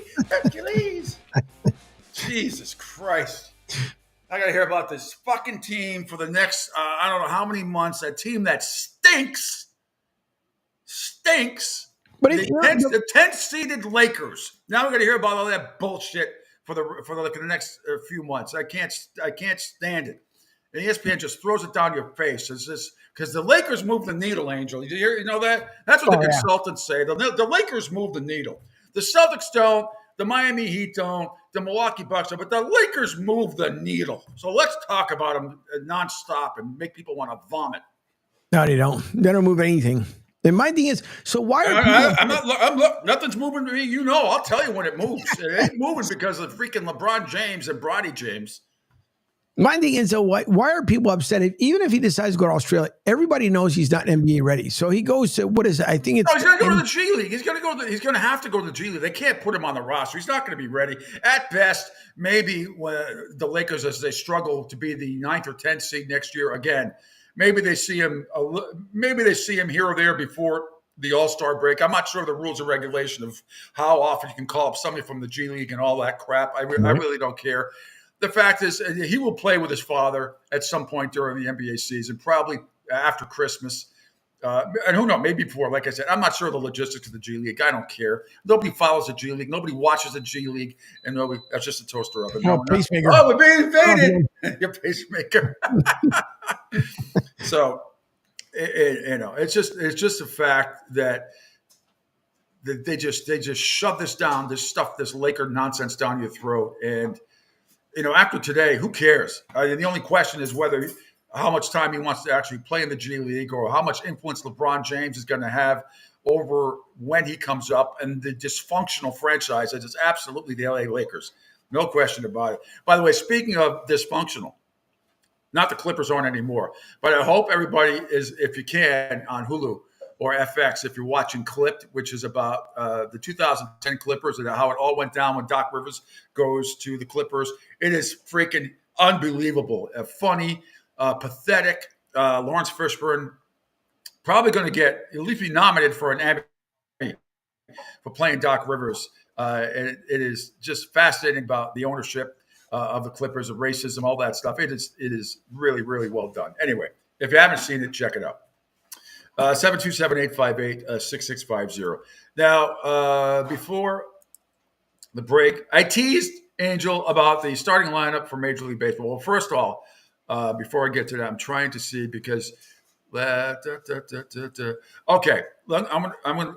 Can we scroll baseball wise down? Oh, let me give you the let me go ahead with my tease here. But if you want to get ready, Angel, on Total Sports Rep, go down to the Miami-Philadelphia game last night. And we'll hear as soon as I'm done giving the lineups and everything else, we'll hear from Bryce Harper, because your Phillies took a serious blow last night. If you didn't stay up to watch it, you Philadelphia people out there, in the 9th inning, you lost Bryce Harper with a hamstring injury and Kyle Schwarber with a groin injury. He's only played 3 times in Philadelphia this year out in the field. And was just named to the All-Star team, but we'll get to that sound in a second. But first, I will tell you about the Major League Baseball All-Star team, should you care. At catcher for the American League, we begin with the Orioles, Adley Rutschman and Salvador Perez for the Royals. At first base, this is just the starters. At first base, Ryan Mountcastle from the Orioles and Vlad Guerrero Jr. from the Blue Jays. At second base, Jose Altuve from the Astros, Marcus Semien from the Rangers. At third base, Jose Ramirez from the Guardians, Jordan Westburg from the Orioles. At shortstop, Gunnar Henderson from the Orioles, Bobby Witt Jr. From the Royals. We all remember his dad pitching back in the day. Outfielder, Juan Soto, or maybe you don't. Outfield looks like this. Juan Soto for the Yankees, Stephen Kwan for the Guardians, Anthony Santander for the Orioles, Kyle Tucker for the Astros. Aaron Judge has already been selected. And the DH is Jordan Alvarez of the Astros and Ryan O'Hearn of the Orioles. Over in the National League, the starting catcher, William Contreras from the Brewers and JT Realmuto from the Angels, Philadelphia Phillies. Harper was selected at first base. Second base, it's Ketel Marte from the Diamondbacks and Luis Arias of the Padres. At third base, Alec Baum of the Phillies. Manny Machado of the Padres. Shortstop, Mookie Betts. We'll see with his busted hand if he's even going to make it for the Dodgers. At shortstop, and Trey Turner for the Phillies. Outfield, you got Jerickson Profar from the Padres, Christian Yelich from the Brewers, Teoscar Hernandez from the Dodgers, Fernando Tatis from the Padres, and Brandon Marsh from the Phillies, and Nick Castellanos from the Phillies. A lot of Phillies, a lot of Orioles. And DH, you have Shohei Ohtani, and from the Dodgers, and Kyle Schwarber from the Phillies. The second phase of voting begins on June 30th and will conclude on July 3rd. So there are your starters thus far. All totals. Yeah, this isn't the final roster yet. This is just the first batch, the first round of the voting is taking place. So the second phase starts on June 30th, will conclude on July 3rd. All totals are reset for the new round, and each player starts fresh Later on July 3rd, the winners of Phase 2 will be announced, and Bruce Bochy will manage the AL squad. Torey Lovello will be, those of you who are following me from New England, you know Torey, great guy. Terry Francona's bench coach and right-hand man for many years with the Red Sox. He'll be the National League skipper. As for the remainder of the rosters, reserves and pitchers will be selected by a combination of player vote and selection by the commissioner's office. Full all-star rosters will be revealed on July 7th. So there you have it. By the way, as you said, Bryce Harper be his 8th all-star game, 8th all-star selection. This year he's batting .305 for the first place Phillies, 20 home runs, 75 games coming into Thursday's slate. Aaron Judge, meanwhile, he's an all-star for the 6th time this year. He has been on fire, batting .309, leads the majors in homers with 30, and he also leads all comers with 3,425,309 total votes in Phase 1. But last night, in the Philadelphia Phillies loss to the Miami Marlins, Bryce, this all happened in the 9th inning. After the game, Bryce Harper talked about he suffered a hamstring injury. It was like the last out of the game. And as he was running down the first base, he just turned and went down the tunnel. But, Angel, if we could, it's cut number 3. Bryce Harper talking about his hamstring injury. Yeah, I felt my lower hammy just a little bit. So we're going to get an image tomorrow just to see what that looks like, see how I kind of feel tomorrow and go from there. I've never had really any soft tissue injury besides my elbow. So going to see, like I said, what imaging looks like tomorrow and go from there. I mean, I don't know. I don't really, like I said, I haven't really felt anything like this before. So if I had something to go back on, I would, let you know. But I've never felt anything like this before, so it hurts. But we'll see. Like I said, see what it feels like tomorrow. All right, so that happened in the 9th. Also in the 9th inning last night on the throw from Kyle Schwarber, because he doesn't play the outfield very often for the Philadelphia Phillies. I believe it's, like I said, it was only the 3rd time all year he's been in the outfield on a throw. Hurt his groin. Here's Rob Thompson with an update on Kyle Schwarber's groin injury. I just felt his hamstring grab going down the line. Don't know anything more than that. We'll just have to wait till tomorrow and check him out. On the play, when Sosa made the error and he made that kind of off-balance throw to second base, he felt his groin tighten up. So I got him out immediately as soon as I knew about it. There again, I have no other news about that until tomorrow, until we check him. Well, you're always concerned, when you have to take a guy out of the game, but really, until tomorrow, what are you going to do? Talk about it. Well, yeah, tomorrow and see how they feel. And maybe it's just some stress. It's my experience, doing this for a long time. When you hear groin injuries and baseball and hamstring injuries, these are not hockey players; they're baseball players. So I expect them to be out. I don't know, a year. No, probably. I'm going to say at least a week, or a few days anyway. A few days or a few games. I don't think this is something you just bounce back into. I've seen very few exceptions, Angel, in my lifetime. When baseball players get groin and hamstring injuries, very, very, very, very difficult. Now, Schwarber, is not going to play outfield anytime soon again. And I don't know how it's going to affect his batting. If I'm sure it will. That's why I do not expect either one of those guys to be in the lineup today. I just don't. And let me just check the schedule. No, I just checked. Phillies just called me and I told him, please hold. Rob Thompson, please hold. As I'm checking it out, the Marlins are in Philadelphia tonight. So tonight, the Philadelphia Phillies will indeed host the Miami Marlins once again.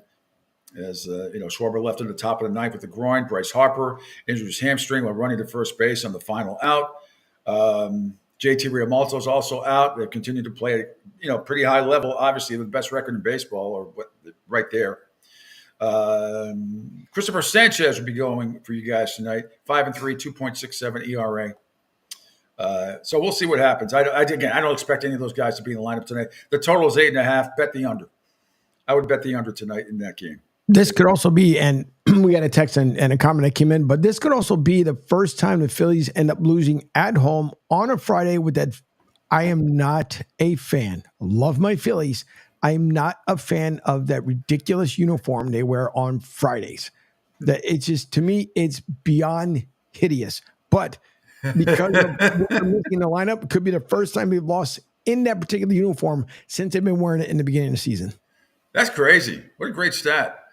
You know, not a good, I mean, not particularly good, but an interesting one, nevertheless. Gas Pump Guy says, so I was wondering now that that Bronny, can you read that, Angel, out for you? Yeah, I can't. he was wondering now that Bronny went to the Lakers. Now it shows how much pull left flop, meaning LeBron, has in the organization. We all knew this.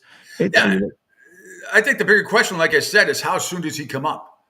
Yeah. How soon does he come up? That's it. Romanita Rosario says, go ahead, Angel. Yeah, muy bien. Eres un profesional y la bendiciones. That is my mom who's tuning in this morning. Oh! Down there from Fort Myers. Mamma mia. Oh, my God. That's great. Mama Romanita. Buenos dias. Yeah. I say buongiorno around here, but today we'll go buenos dias. That's okay. Yesterday we spoke French on the show for much of it because everybody that got drafted in the NBA yesterday came from France. Actually, to a lot of Frenchmen, total of 20 players outside the United States that nobody knows about. And the ones who are on TV telling you about these draft picks yesterday, including my main man, and I kept it, Zachary Risacher. Zachary Risacher, who averaged 11 points and 4 rebounds last year for some team in France that nobody knows about. And all these quote unquote experts on TV are going to sit there and try to tell you how good they are, this, that, the other thing, blah, blah, blah, blah, blah. Yeah, there's 20 people in the around the world outside the United States that got drafted yesterday, and nobody knows anything about them other than a couple of stats, a video highlight here. You think I trust any of these bozos on TV that they're going to get that right? At least the college players I know. We can sit there and talk about Zach Edey being drafted, too early. And that's fine. That's, we can all relate to that because we all have seen him play. Some of the players that have come out of college, most of, in this country from some big time schools. At least you know who they are. Nobody knows these European players and Asian players. Nobody knows who they are. Nobody. And they can show all the highlights they want on TV. You don't know. I just find it hard to believe. What if I told you, Angel, 25 years ago that a guy could get drafted into the NBA, number 1 pick overall, that averaged 11 points and 4 rebounds? I mean, I would have said no. Maybe in the 3rd round back then when they had 3 rounds. Rick says, I was waiting for Thompson to say, I'll tell you about the injuries, meaning Bryce Harper and Kyle Schwarber. So again, Angel, the big Philadelphia fan that you are, unfortunately, that's your only fault because you don't have any. That is what. But no, other than that, I mean, I know for me, if the Red Sox don't have the kind of star power you guys have this year, they're hanging around only a half game behind the Royals now, once again, for the final wild card spot. But your team's had the best record in baseball for much of the year. And you lose Harper and Schwarber. I think it's going to be for at least a week. But, good teams, you got to play through. You got to survive. But you got to feel, if you're as a Phillies fan, and those of you out there who are Philly fans, how devastated are you today? Yeah, I don't think they're going to be that devastated. I mean, we've seen this team, Lord, it knows that 3 years ago when we went there, we weren't supposed to be there. So I don't think it'll be as bad. It didn't seem like, at least the way Harper was talking about it, like it's the normal hamstring when they collapse and they're grabbing at their leg the same way with Kyle Schwarber.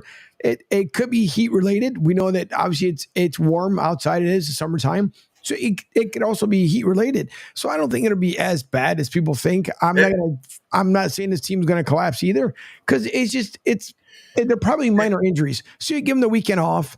Make sure that you massage it and do what you got to do. Put some icy hot, whatever it is, whatever they use in baseball. But it won't be as crazy as people think. They'll be just fine. Even if they give them a break until the All-Star break, I still believe the Phillies will be just fine. But again, yeah, I think they're going to be fine. I think they can get through this. I just, I always worry. I told you, I worry about groin injuries and hamstring injuries in baseball because these are not hockey players. Baseball players are pretty soft and wimpy when it comes to some of this stuff. And then you start overcompensating, even if you're trying to play. And again, Schwarber might have a little better idea. I mean, he's not going to play the outfield. I don't know how much it's going to affect his appearances at the plate. I don't know how uncomfortable he's going to be. But my experience is you start in baseball, you start overcompensating for one injury, be it groin or hamstring, and all of a sudden, especially on whatever side it's on, and all of a sudden you do something to another part of your body, whether it's on your leg or even, for pitchers. If they have sort of a hamstring injury, you've seen it before, you try to overcompensate, you come off the mound, and all of a sudden you overcompensate, and oh my God, you pull an oblique, or you hurt your arm or your shoulder or whatever it is because you're overcompensating for your leg. I've seen it too many times, so I always have extra special Captain Kirk red alert to the back of my head when I see hamstring and groin injuries for baseball players, because they linger. That's the word of the day. Linger. They linger throughout the year. Does it also go with the phrase of yesterday? Of course they linger. Of course they linger. Of course. Lord. It was funny because after the stuff that went on last night, 9:00, everybody knows exactly what it was. It was. We're going to get to that. But real quick, getting back to the of course thing, because yesterday on ESPN when they were talking about all these French people like telling you, of course he's this, of course his father did that, like you fucking know the guy. You don't know anything about him. You know as much as I do. There isn't anybody on ESPN that knows about these French guys any more than we do. You can look up their names online and you can get the exact same information. And all these people, whoa, look, he's good. He attacks the ball. He doesn't turn the ball over. How do you know? It's in a French league. Oh, his father was a silver medalist in the Olympics. So what? He comes from good lineage. Okay, welcome to the NBA. Here you go. Here's a whole pile of money. I'm sure you're going to be great. Let's just get you to Springfield in the Hall of Fame. Yep. I hear these quote-unquote NBA experts talk about these people, with the exception maybe over the last 20 years being Yao Ming, where you kind of knew he was going to be the real deal. But we saw a lot of highlights from him. These guys in France and the guys that got drafted from the G League, nobody knows squat about them. Nobody, because the public doesn't. They don't follow this. They don't follow the G League. They barely follow the NBA. Yep. Unless if you're in a big time city and you were in contending, yeah. But I mean, you think like, do you think like the Washington Wizards are like fans, if they even have any, are like, hey, look what we got. Hey, look at these G League players. Look at these people overseas. Oh my God, they're fantastic. We're so lucky. Maybe you might be, but you cannot tell me you know enough about these players right out of the gate. Angel, if we could scroll down, because I want to get this in before we break at the bottom of the hour, and then we'll come back and discuss. My Twitter page is now right under. Oh, Chara, be careful. My Scotty Terrier, Chara, in case you don't know. And yes, I did get her. She was a puppy after the Bruins won the Stanley Cup back in 2011. She's 13 and a half now, and she's staring at the stove, Angel, like I do, and whining because she wants a treat.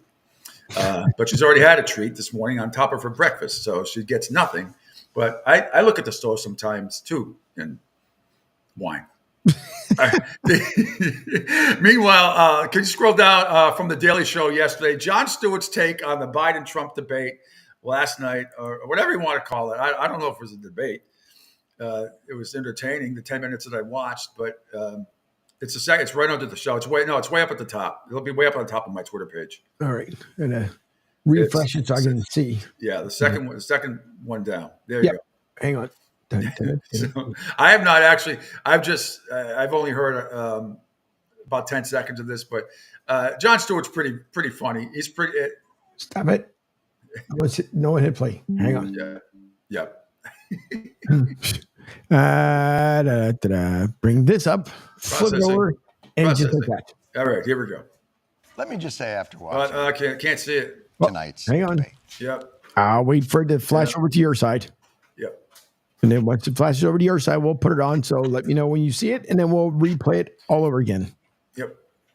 Well, it's only 10 cents. And let's see. It's there we go. Now I see it and I see you. It's all right. Here we go. Jon Stewart's tape.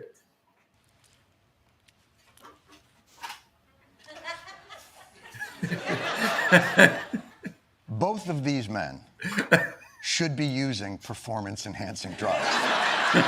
Sorry. Both. as much of it as they can get, as many times a day as their bodies will allow. If performance-enhancing drugs will improve their lucidity, their ability to solve problems, and in one of the candidates' cases, improve their truthfulness, morality, and malignant narcissism, then suppository away. Guess what, everybody? They should be taking whatever magical drugs can kick their brains into gear, because this ain't Olympic swimming.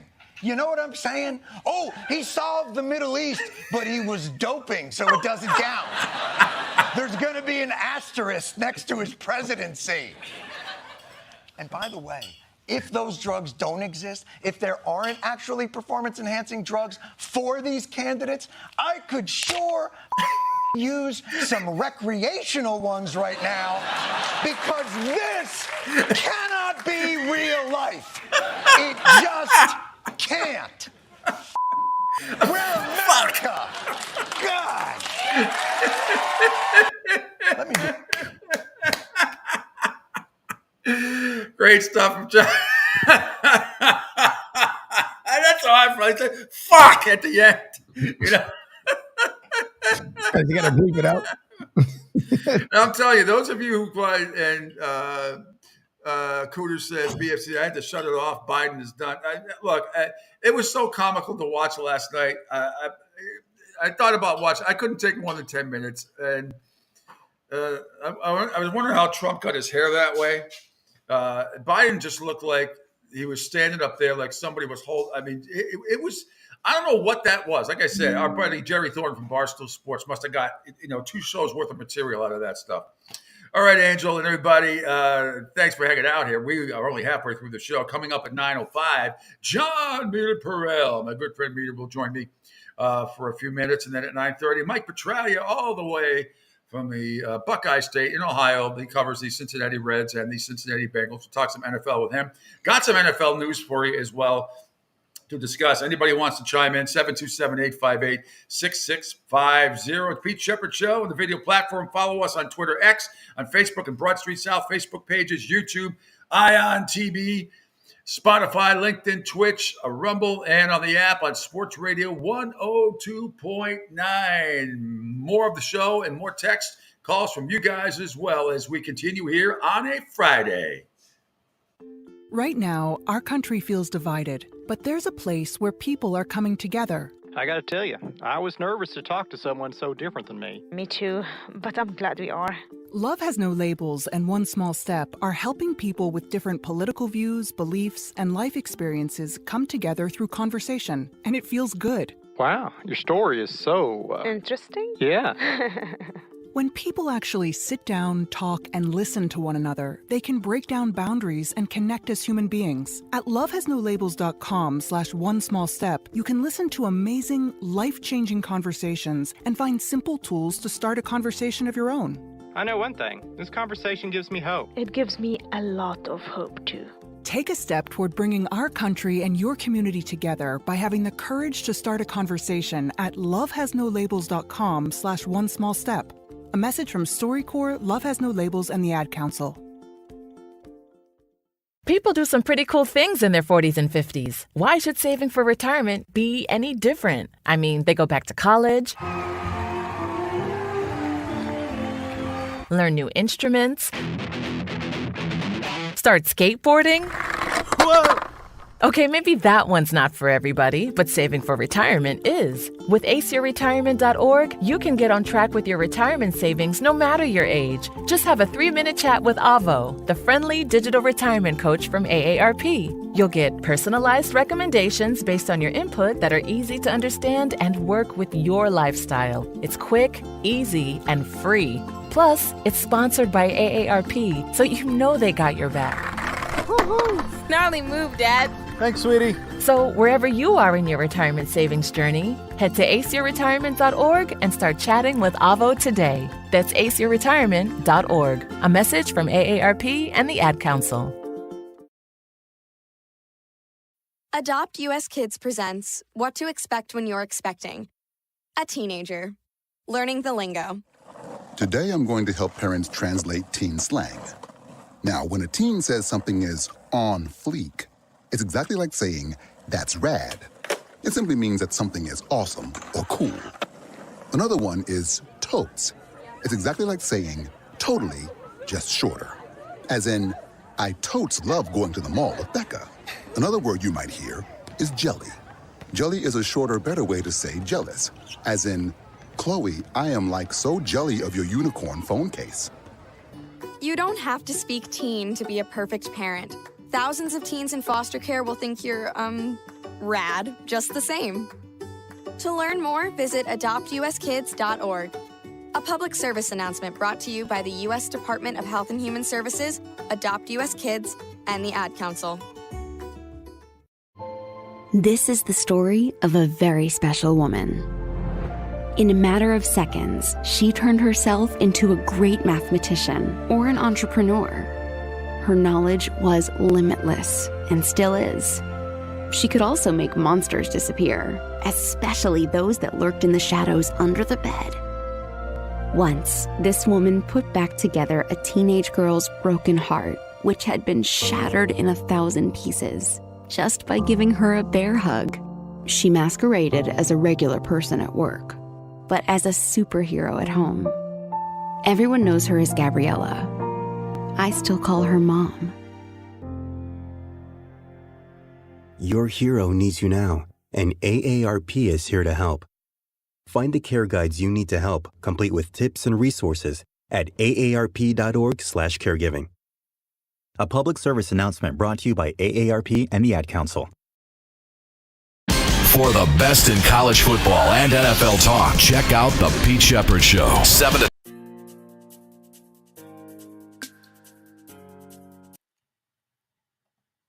That was all me. Sorry about that. It was me. I cut myself off. It's oh God.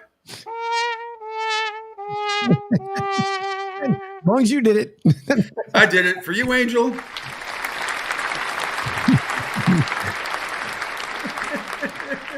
Or maybe this is more your style. There you go. Whee! That's what I feel in the morning when I get up. Whee! Yeah. Dust up near. There you All go. right. We have an update from Ion TV. Right, Angel? Yes, a Pinellas Park woman was charged with embezzling more than $138,800 from her employer. You guys can check out that article written by Stephen Wow. Hirschfield. What's the employee? Where's it? Where? That was nice of her. Hang on. Let me see if I can quickly find out exactly which employer. Listen, people are just absolutely bananas. Alrighty. The Pinellas Park Police Department has arrested 45-year-old Cherie Carter following an investigation that began in March of 24. Carter, who was employed at the sole executor of payroll for Bay Area orthopedic specialists, yikes, is accused of defrauding the company by paying herself additional funds. I'll just give myself away. Yikers. That was pretty dumb.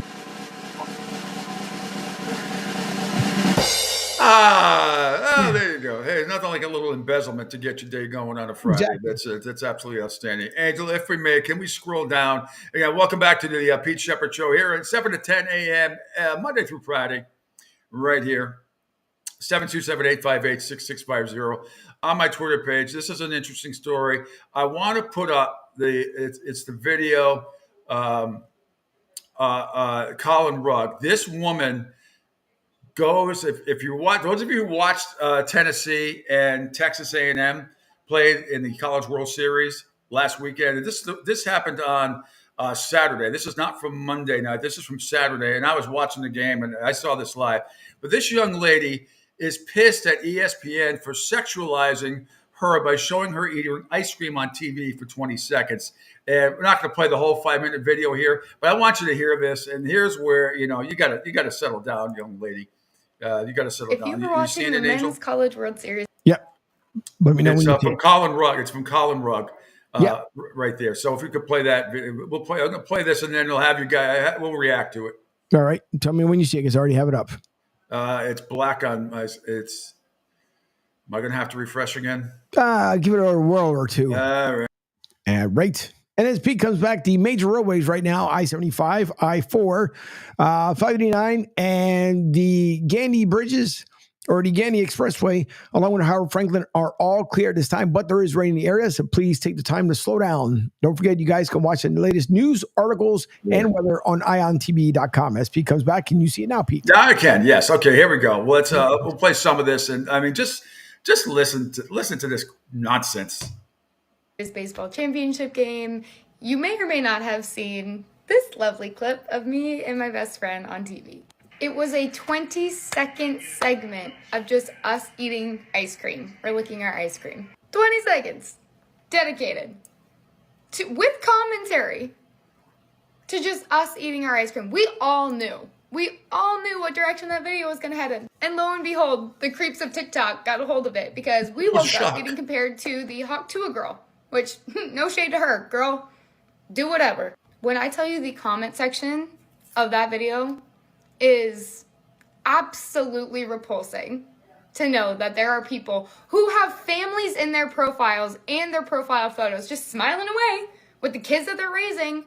Feel bad for them and their dad. Welcome to the real world, sweetheart. I don't normally make videos like this. I didn't really want to come on here and just rage, but it is so beyond evident that women are not welcome in the sports world. Not that I have to justify why me and my best friend decided to go to the national championship game, because it's cool.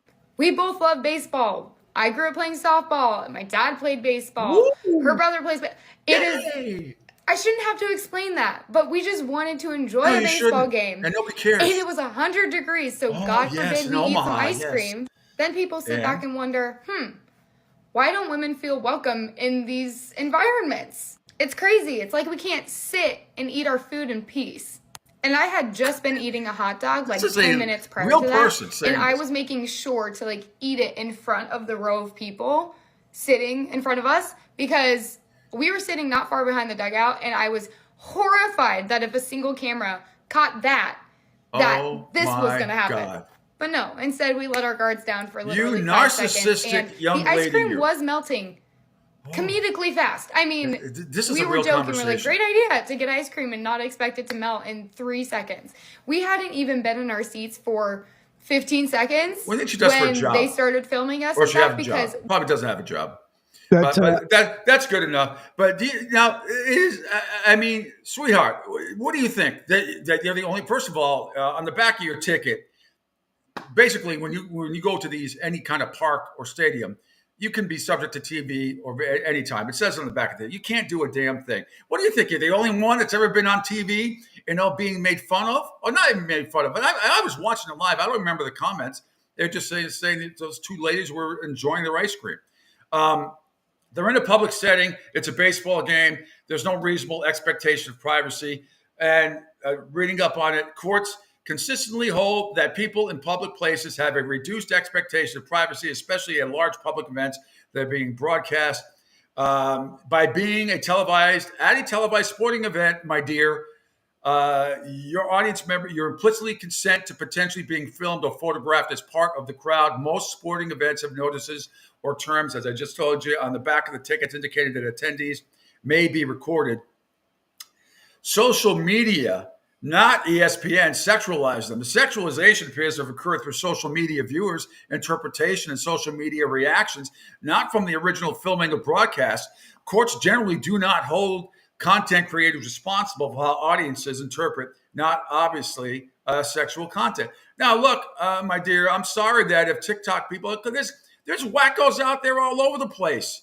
Why are you surprised by this? I mean, she seems like, she's probably on her iPhone 24/7. There are a lot of wackos out there. When you're on TV, do you know how many times this happens throughout the course of a day where somebody in public is filmed in an event or in public place? Come on. And she's shocked, Angel, that there's crude people out there who probably dare say all hideous sexual bantering, blathering, whatever it is, childish, sophomoric stuff. And I love the part where she goes, "Oh, these people have families. They have families."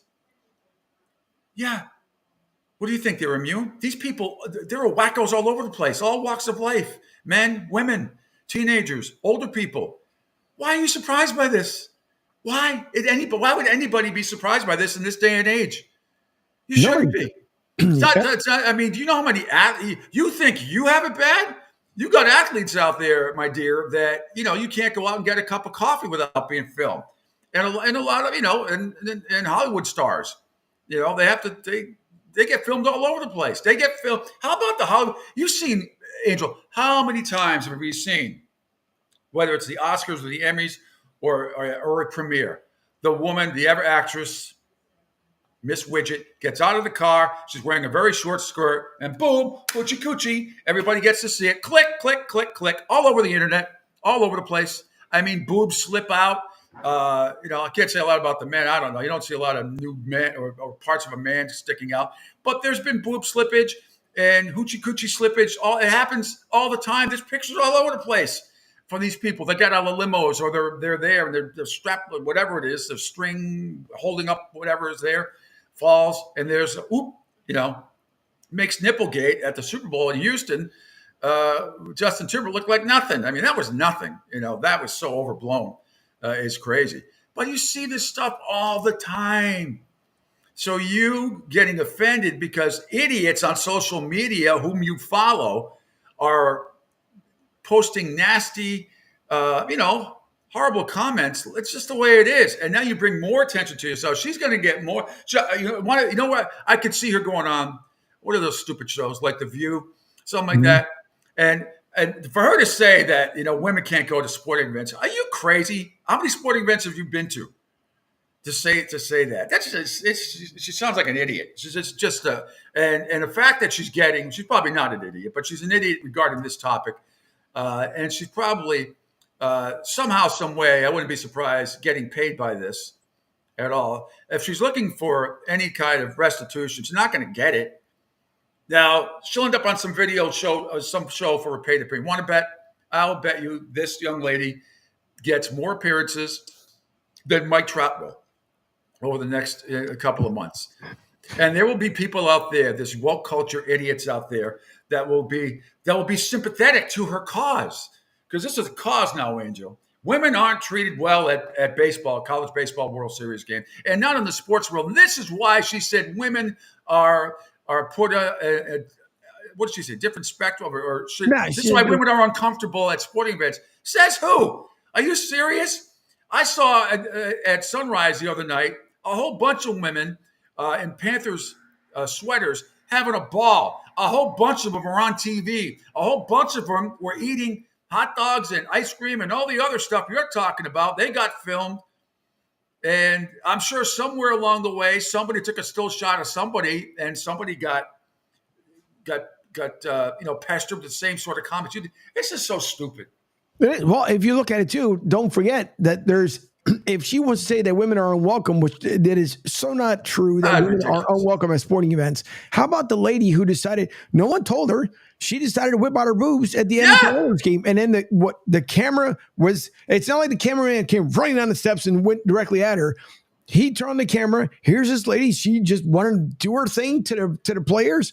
And then the camera happened to be there. And when she looked over, like, whoops, look what I did. So there's a lot of hypocrisy in a lot of this stuff. On top of, number one, I don't have TikTok. I don't care for freaking TikTok. But you should know that everybody makes comments about anything and everything. It's just not about ice cream. You could be eating a pretzel. You could be freaking throwing a piece of paper away. Someone's got comments about everything. So now, I do have a question, Angel, and maybe I don't. Here's what I don't know. Okay. Maybe I should. Should I know this?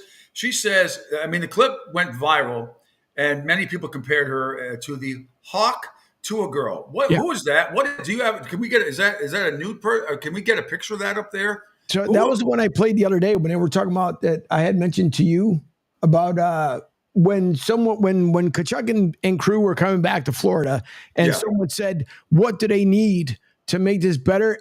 And the girl says they need to hawk to it on that thing. Oh, okay. Oh, yeah. Okay. That's right. Okay.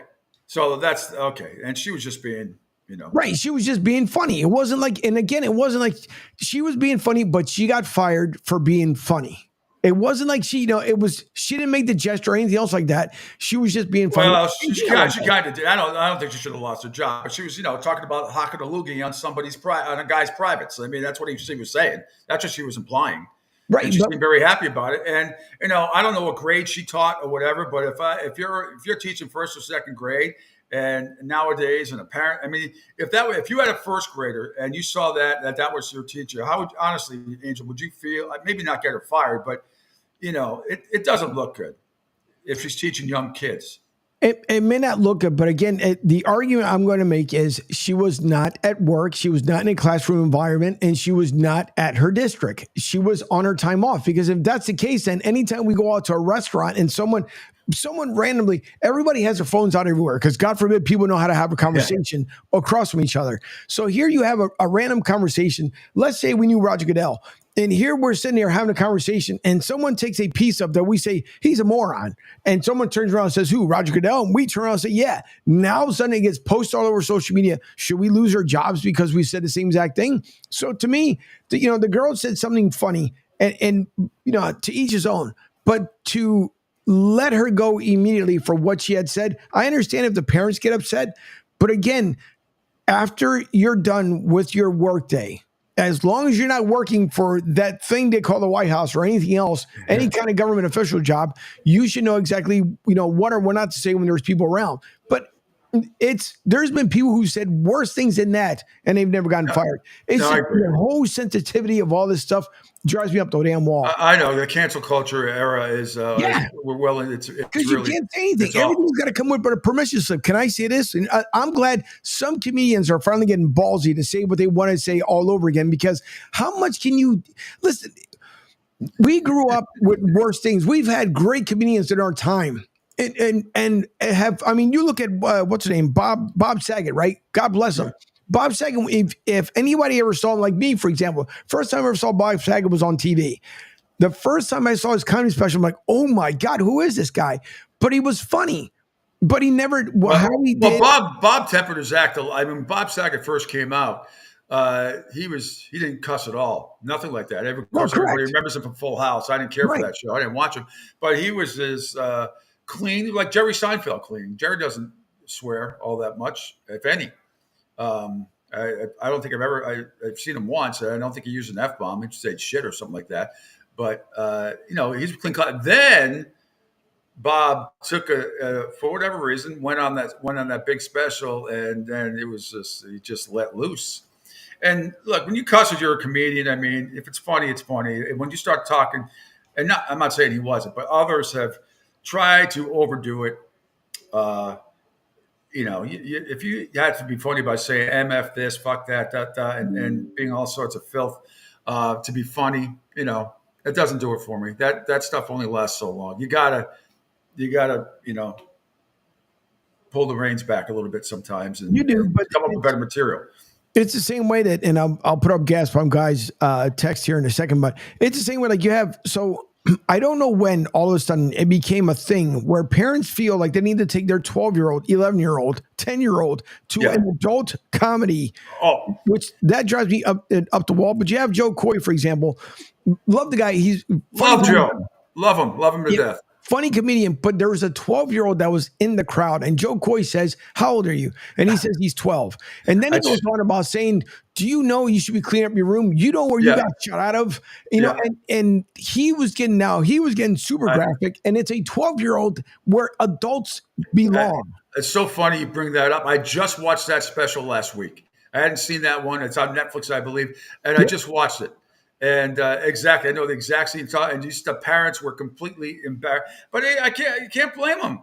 It's like bringing kids to an R-rated movie. I told you the story back in the day, the third Jurassic Park one, which was not a great one at all. But I remember this woman coming in with the kids had to be maybe 3 and 4 years old, 2 young girls. And the mother sits 2 rows in front of me. Of course, the girls, are yapping away and screeching and having the popcorn and, doing what little 3 and 4 year olds do. And this was only a PG-13 movie. And one of the first scenes, the plane crashes, everybody's okay, or was okay. The pilot gets out, and the T-Rex comes out of the woods, grabs the pilot, and chomps him in half, very much like what happened in the first one. And these kids lost it. They could not. It was blood. It was pretty graphic for a PG-13 movie. Nevertheless, PG-13 is a reason why you don't take 3 and 4-year-olds to movies like that. Correct. You just don't.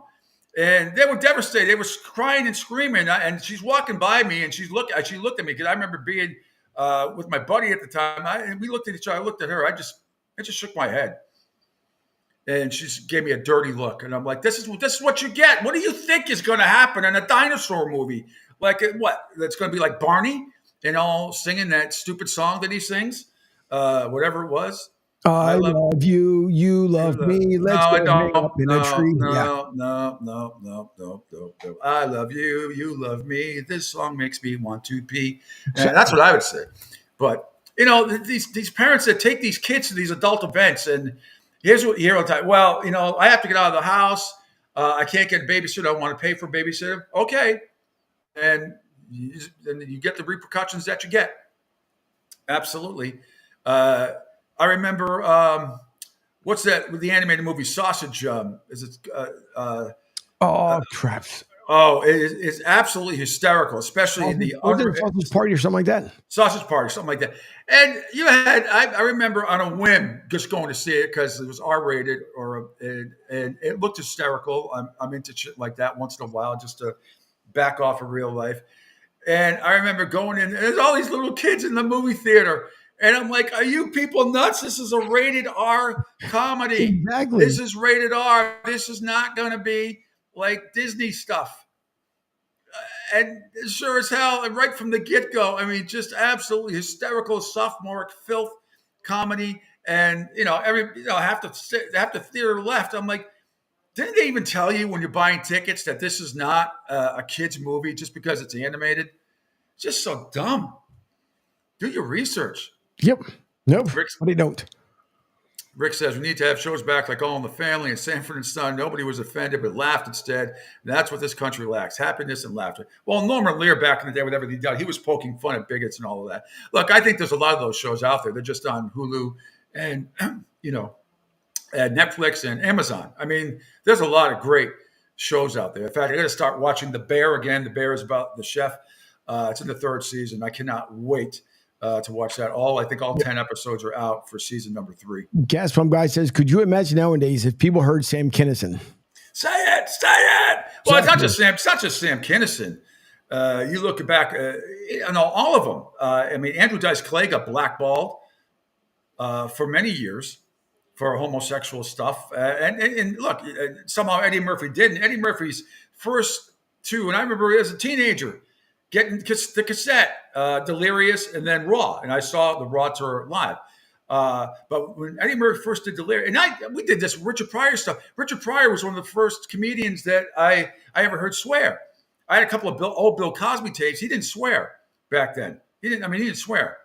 But Richard Pryor did. And, you weren't supposed to have Richard Pryor. You weren't supposed to have Richard Pryor tapes in your house. You have to listen with headphones on, make sure your parents don't hear it, blah, blah, blah. And then to a degree, Steve Martin, I love Steve Martin's early comedy as well. I think Steve Martin is very funny when he's trying not to be funny, like in Planes, Trains, and Automobiles and in Father of the Bride. That's where I think he's at his best. Hey, we could go on and on about this, but let's take a quick break because coming up in just a few minutes, my buddy and your buddy, John Mita Perel, will join me right here on the Pete Sheppard Show. So keep it going, everybody.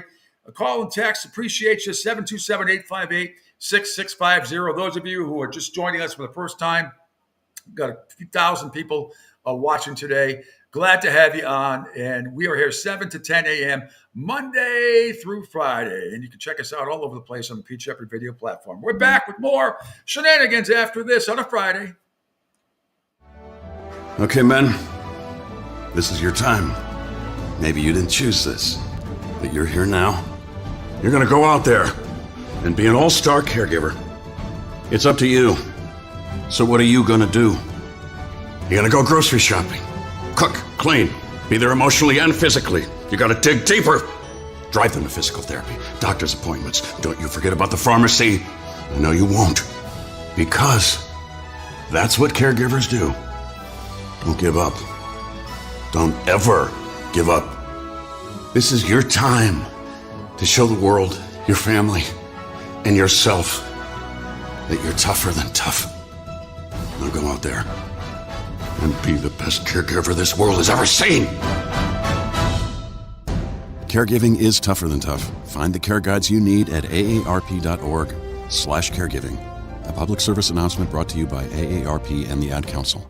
Hi, I'm Danica Patrick and proud aunt. Watching my nieces grow, play, and learn is amazing, but not every child gets to be carefree. 1 in 6 kids in the U.S. are hungry. 1 in 6. That little girl sitting alone at the playground, she can't play like the other kids. She doesn't have the energy because she's hungry. School lunch will be her only meal today. It breaks my heart that this is the reality in our country, but it's something that Feeding America is working to change. Each year, the Feeding America network of food banks rescues billions of pounds of good food that would have gone to waste. This food is then provided to families and children in need. Being a kid should be about using your imagination, learning, and having fun. These children shouldn't have to miss out on simply being a kid because they're hungry. To find out how you can help end childhood hunger in your community, visit feedingamerica.org. Brought to you by Feeding America and the Ad Council. Adopt US Kids presents What to Expect When You're Expecting. A teenager. Learning the lingo.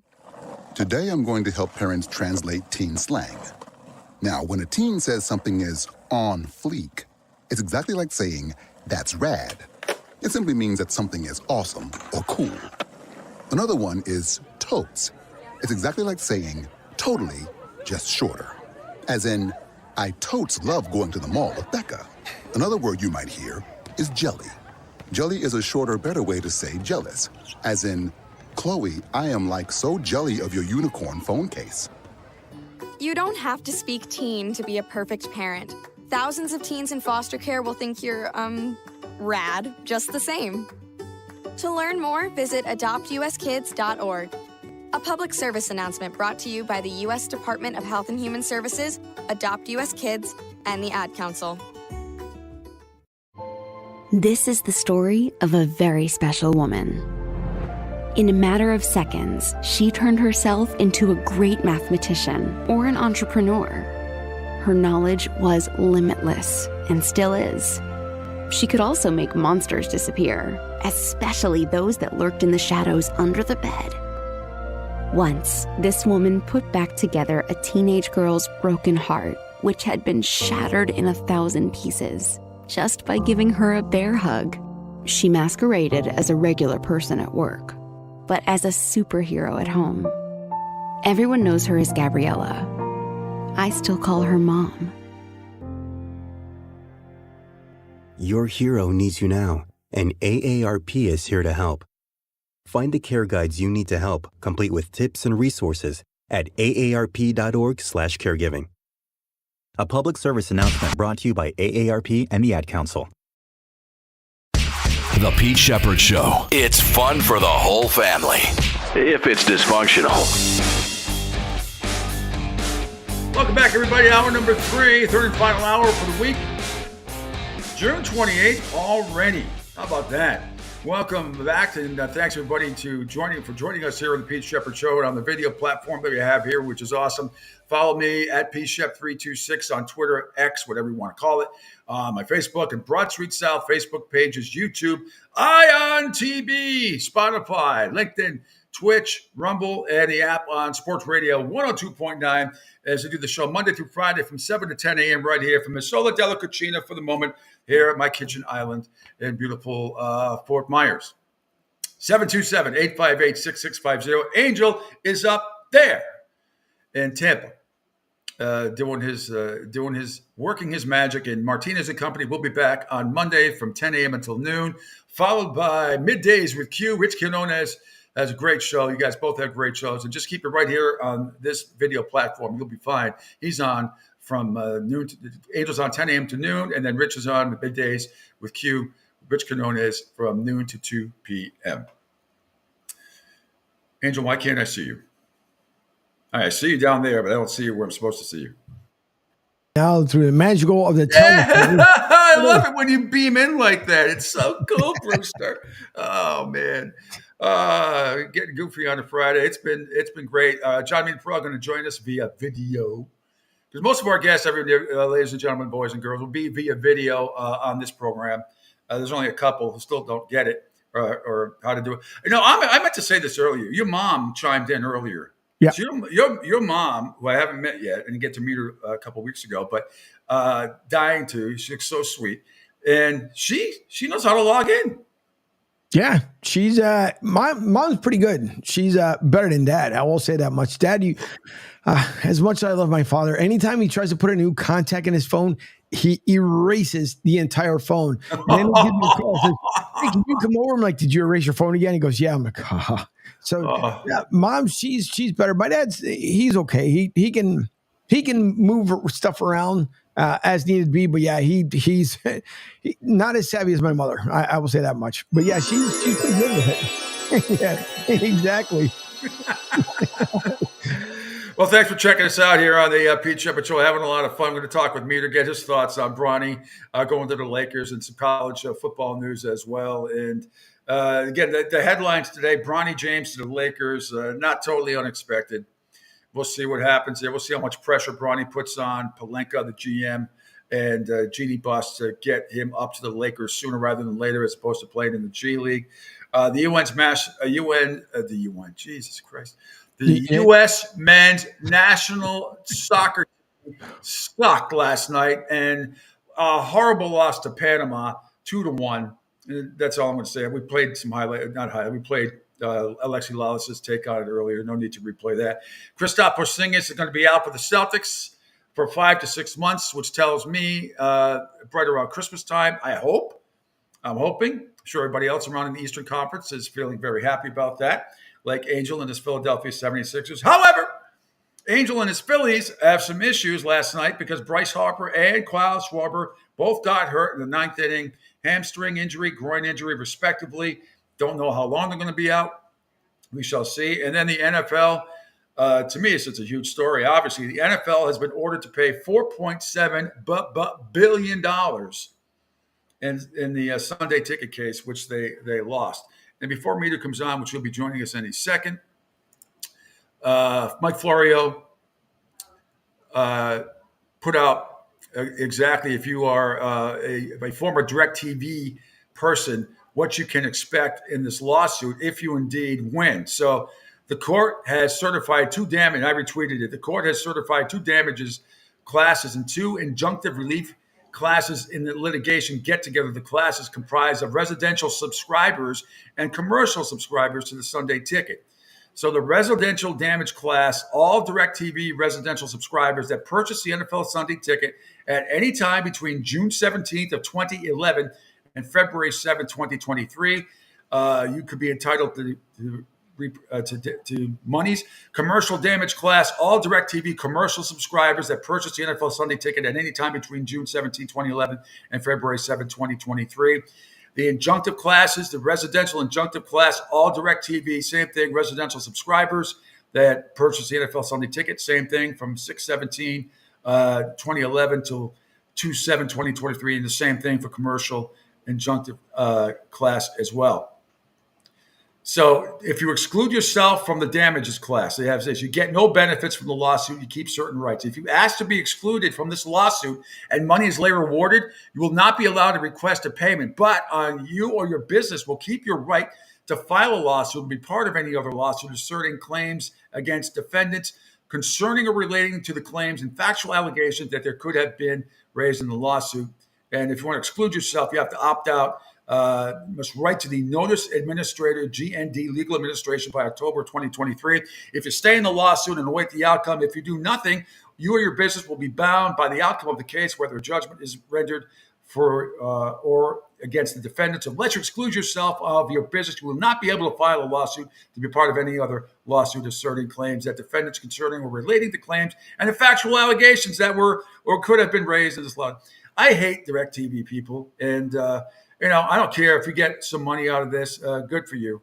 But the fact that we could not get football games up until I became a YouTube TV subscriber, I do not feel bad for you DirecTV people because you had it all to yourselves for many years and now you don't. So too bad. All right. No meter yet, huh? Not yet. Let me text the lad. See, I was going to say you can do that because He has not popped in yet, unless he got caught up in doing something else. But in the meantime, we shall check the surrounding area. Looks like the traffic is still good. Your surrounding area. Huh? I said your surrounding area. Yes. Yes, we're big in Australia. We're big in Australia. Hello. Perth. Hello. Yeah, we are. So Bronny goes there. Bronny can listen in because we're big in Australia. So yeah, he would have no problem going over there. But so far, it looks like in the Hillsborough, Pinellas, Pasco, Lakeland, Polk region, everything is clear. At the moment, again, it's raining. My voice is getting shot here. It is. It's raining up there. Not raining down here. Let me see. We need it. We desperately need it. You guys have been getting it a lot more than we have. We haven't gotten jack. Like this is the first time in the morning, excuse me, that we've actually gotten rain. So it is a desperate need around here as our ponds and retention ponds are I mean, they're literally drying up to the point where you can see the lily pads used to float. Now they're just pits. Yeah, look, we got now. Sure. I mean, my pond out back here. Actually saw a couple of gators the other day. For the first time over here. When I was at Big International, they were all over the golf course. But down here I am now in Fort Myers. You don't see them all that often. We got a lot of hawks and eagles. And, it's one thing about living down here in Southwest Florida and when you are a little north of me in Tampa. But, I mean, I love the wildlife. I love it. It's you get some interesting – of course, if you're a dog owner and everything else, you're going to be careful of the cane toads and all that because they can be deadly. But other than that, and checking under your car every once in a while, make sure a gator is not there. And if you think I'm making that up, Angel will confirm that you should, if you live in this area, because in Southwest Florida, because you just don't know. I mean, they were here first. All these gated communities that most of us live in and everything else, whether it be on a golf course or not, if you're near a body of water, you can be rest assured in Southwest Florida and including Tampa, all the way down to Marco Island. If you're near a body of water, there's probably a gator or two around. So always be. The funny part is, no matter how many times you tell people, don't walk your dogs near the lakes or the ponds. They're those idiots. I mean, and they get in there. And my dog, what did the sign say? It's simple, but you'll still have people that will end up doing it no matter what. It's just, listen, how many times people work at so many different places and yesterday, my lovely lady and I were on our way back. And here's this guy. Everybody knows if you work anything with trees related, every piece of equipment is super loud. Yes. Here's the guy that's feeding the branch into the, whatever the machine is as far as to cut it up, to dice it up and stuff. Not one part of hearing protection whatsoever. And the thing was ridiculously loud. No safety goggles and no safety gloves. It's like, again. Who's the employee? Unless he's working for himself. If I'm employing that person, and I'm livid. If he tries to file a lawsuit against, I'm not going to be responsible. I mean, if the guy must have been working for himself, right? Maybe, but that's dangerous. No, it was a company. Not only him, but the guy that was next to him was the same way too. Like I don't know what people think. Listen, when I worked for the tech companies, they used to talk about it all the time. Check your gloves, make sure, because you're going up on a pole. And if you go up in a pole, it could be charged. And if it's charged, the last thing you want is for the electric to go through any part of your glove that's going to end up zapping you. You think? Guys, that just took it for granted. And they go up there, let's go. Poof. Oh, gee, what happened to John? Oh, that's right. He didn't go through the safety protocol because he kept taking shortcuts, and eventually it caught up with him. So it's dumb. I don't understand how even the guys, God bless the guys who do, the lawns around here. I know I tease them all the time and stuff, but none of them, you're on a riding lawnmower and not a one is wearing any kind of hearing protection. And then when they get to be 50 years old, what? Did you say something? Well, I do that a little bit now when I'm 57. I've only ridden, I mowed a couple lawns in my life, but no, I pay people. And now, as you and I sometimes have a contest outside our respective lanais to see, we're almost on the same cycle with as far as the grass cutter, the mowers here are. Where I am in Fort Myers and you are in Tampa. It's close, but you have you're those of you who are new to the show. So if someday, Angel, you just have to move the camera if they can and see your window outside, because sometimes you have an audience and people want your autograph, and you got people who are not only mowing the lawn, they're trimming the hedges, they're speaking in all sorts of different languages, not just English and Spanish. You never know who might be outside Angel Martinez's house. Yep. I try to put a Bluetooth speaker out there. I think the missus might have a problem with it, but I figure if you're going to stop by and watch the show, you might as well stop by and listen to it as well. God forbid I open up the front door. That'd be a whole different case for the people in here. But it's a lot of folks where we live at. There's a lot of guys that obviously love to talk sports and stuff, and it's fun when you're up at the pool or somewhere else and you hear them talking about it. But yeah, if I probably charge for admission, I'd be making a pretty good buck. Gaspam guy says, "Yeah, I work in construction. We have a safety guy who goes from job to job to check out PPE, personal protective equipment. Okay, PPE, yeah, PPE, yes. That's smart. I mean, you have to, otherwise, you could be sued for lots of, or worse. I mean, the person, as you said, health-wise. I mean, just you don't want to get hurt. For God's sakes, I don't understand why somebody wouldn't put a headset on a ride mower, or why you wouldn't have protective goggles. That doesn't make a whole lot of sense to me. I'll give you a perfect example. It's been maybe coming up close on 2 years. So on my right eye here, anytime I work with, because I'll trim my own palm trees. I have no problem going up a ladder. Been doing it for many years. Then I go up in a palm tree. Whoa, that's something. Don't they do that for you? Aren't they supposed to do that for you? No, senor. Because once you get to a certain height, they're not responsible for it. You have to do it yourself or hire them to do it. And I refuse to pay someone $300 to go over there and go, okay, you're good, right? So I'll do it myself. I have no fear of heights because obviously I used to jump out of airplanes. So that stuff doesn't bother me. But I'll go up. Last 2 years ago, where I was walking towards the backyard, and I was pulling the big blue trash can. Of course, you have to use from your county to them to come in and dump the stuff from Waste Management. And on the way back, I tripped on the cord from the saw, which made me fall forward. God. The blue trash can actually ended up falling directly on me. And if I didn't have my glasses on, I would have lost my eye. But I ended up opening up. I think I got either 4 or 5 stitches on my right eye because the skin ended up peeling back because of the plastic on the inside of the trash can. Ended up cut my eye open. If I find a picture before we get off air, you'll see it. It was I didn't pass out because Lord knows I've been cut before in different places thanks to the military and other jobs that I've had. But it's the same way. It's me. I don't take my safety for granted whatsoever because that's what I've done for years. In the military, they do the same thing. They'll tell you exactly what to do. And we lost guys because of why? No matter how much you went to training, they still end up taking a shortcut. So you can take it all you want, but deal with the consequences when it happens. That's why I was kind of surprised with these guys. Like, how do you take something? I mean, the machine, we're in a car.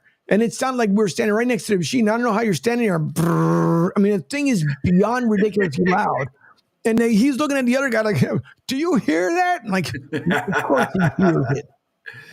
And of course, what I hear is, did you order the code red? Did you order the code red? You're goddamn right I did. Exactly. It's ridiculous. And thank you for your service once again, Angel Martinez. And you were in the Army from when to when again? From the beloved 1988 to 1997. So I saw my fair share as I grew up in the, like everyone, some of us, not everybody, but 70s, 80s, and obviously into the millenniums. But yeah, I went in 9 years. Would do it again, not currently for the one that's there in the office, but I would do it all over again because one thing that I will absolutely love, my favorite holiday, it's not my birthday.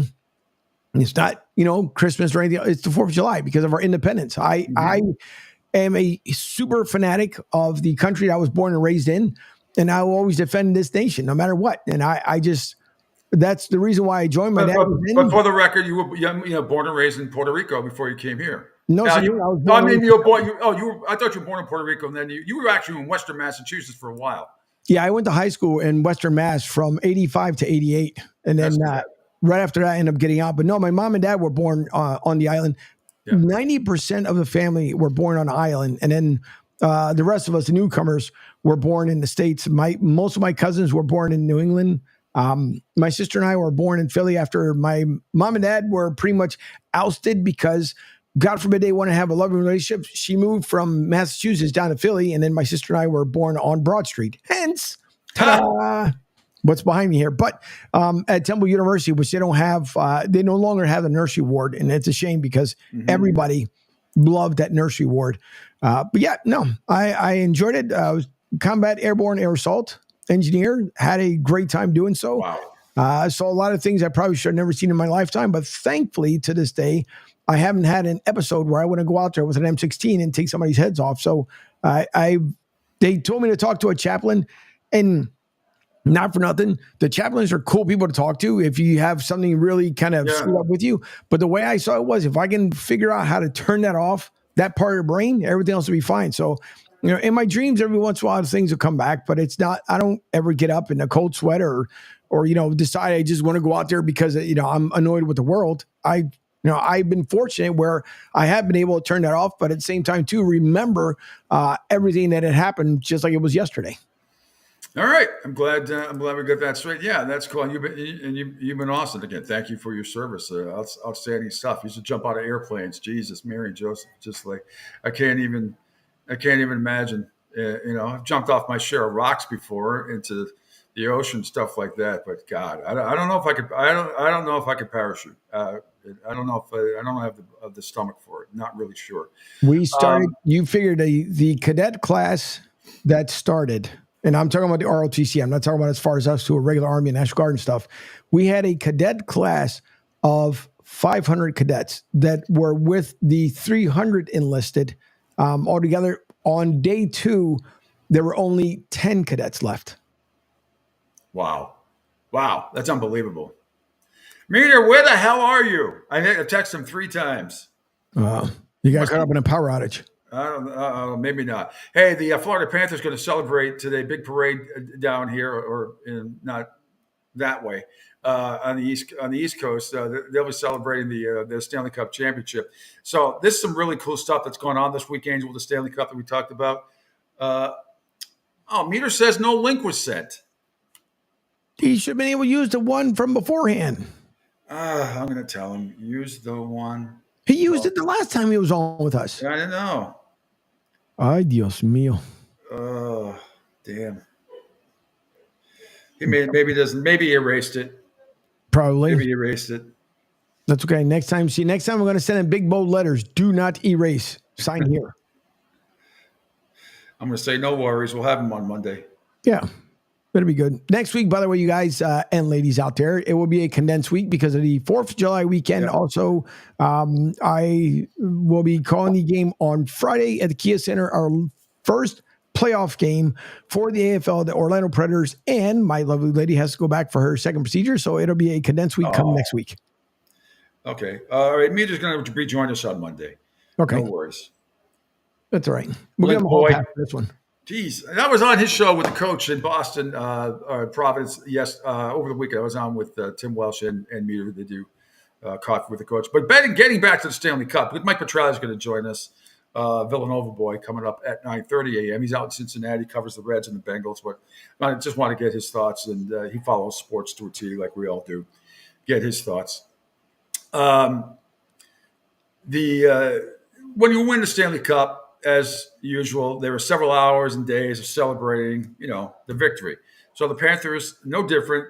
They paraded the Stanley Cup around, Angel, all up mostly on the East Coast, Miami, Fort Lauderdale area. So on Tuesday, and the reason why I bring this particular story up, because it all reverts back to me, several of the Panthers took Lord Stanley's Cup to the Elbow Room Bar and Beach in Fort Lauderdale. Once they arrived on the scene, the players paraded the Stanley Cup around the bar. It was really cool. And I say that, Angel, because back in the day when Fort Lauderdale and spring break, and that was the spring break when I was growing up in the late 80s, mid 80s, I should say. And I think it was 1984 or 85. I was either 17 or 18 years old. And the Elbow Room was the first time I didn't have a fake ID. Gave the bouncer $10, and in we all went. Fantastic. And had an absolute ball. And it was the first time I ever, drank underage and stuff. And I wasn't driving then. We had somebody that was with us that did not drink. Actually, 2 people that didn't drink that were with us. So they drove. But the Elbow Room Bar, the beach bar, is something that will always be near and dear to me. That's kind of the first bar I kind of like snuck into without a fake ID. And then, of course, there was Penrod's and the Button.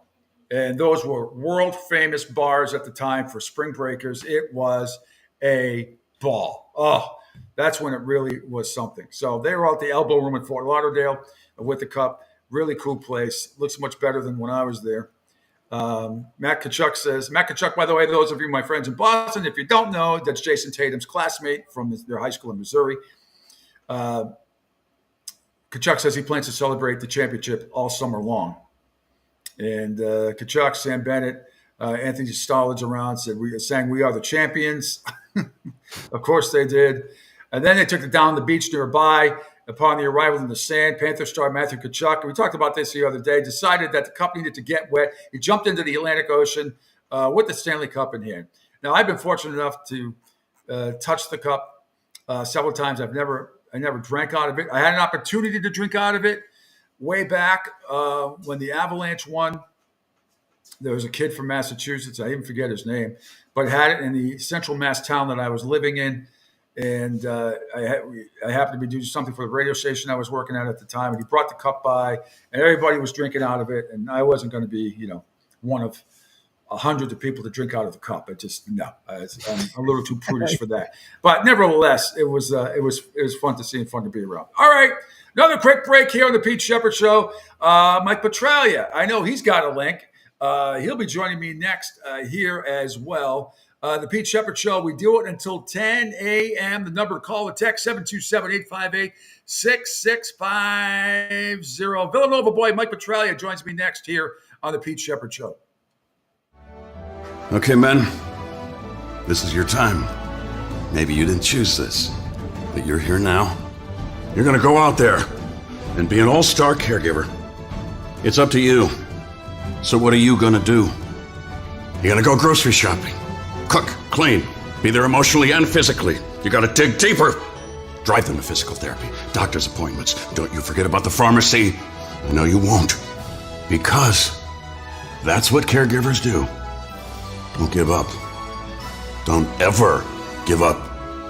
This is your time to show the world, your family, and yourself that you're tougher than tough. Now go out there and be the best caregiver this world has ever seen. Caregiving is tougher than tough. Find the care guides you need at aarp.org/caregiving. A public service announcement brought to you by AARP and the Ad Council. Hi, I'm Danica Patrick and proud aunt. Watching my nieces grow, play, and learn is amazing. But not every child gets to be carefree. 1 in 6 kids in the U.S. are hungry. 1 in 6. That little girl sitting alone at the playground, she can't play like the other kids. She doesn't have the energy because she's hungry. School lunch will be her only meal today. It breaks my heart that this is the reality in our country, but it's something that Feeding America is working to change. Each year, the Feeding America network of food banks rescues billions of pounds of good food that would have gone to waste. This food is then provided to families and children in need. Being a kid should be about using your imagination, learning, and having fun. These children shouldn't have to miss out on simply being a kid because they're hungry. To find out how you can help end childhood hunger in your community, visit feedingamerica.org. Brought to you by Feeding America and the Ad Council. Adopt US Kids presents What to Expect When You're Expecting. A teenager. Learning the lingo. Today, I'm going to help parents translate teen slang. Now, when a teen says something is on fleek, it's exactly like saying, that's rad. It simply means that something is awesome or cool. Another one is totes. It's exactly like saying, totally, just shorter. As in, I totes love going to the mall with Becca. Another word you might hear is jelly. Jelly is a shorter, better way to say jealous. As in, Chloe, I am like so jelly of your unicorn phone case. You don't have to speak teen to be a perfect parent. Thousands of teens in foster care will think you're, rad just the same. To learn more, visit adoptuskids.org. A public service announcement brought to you by the U.S. Department of Health and Human Services, Adopt U.S. Kids, and the Ad Council. This is the story of a very special woman. In a matter of seconds, she turned herself into a great mathematician or an entrepreneur.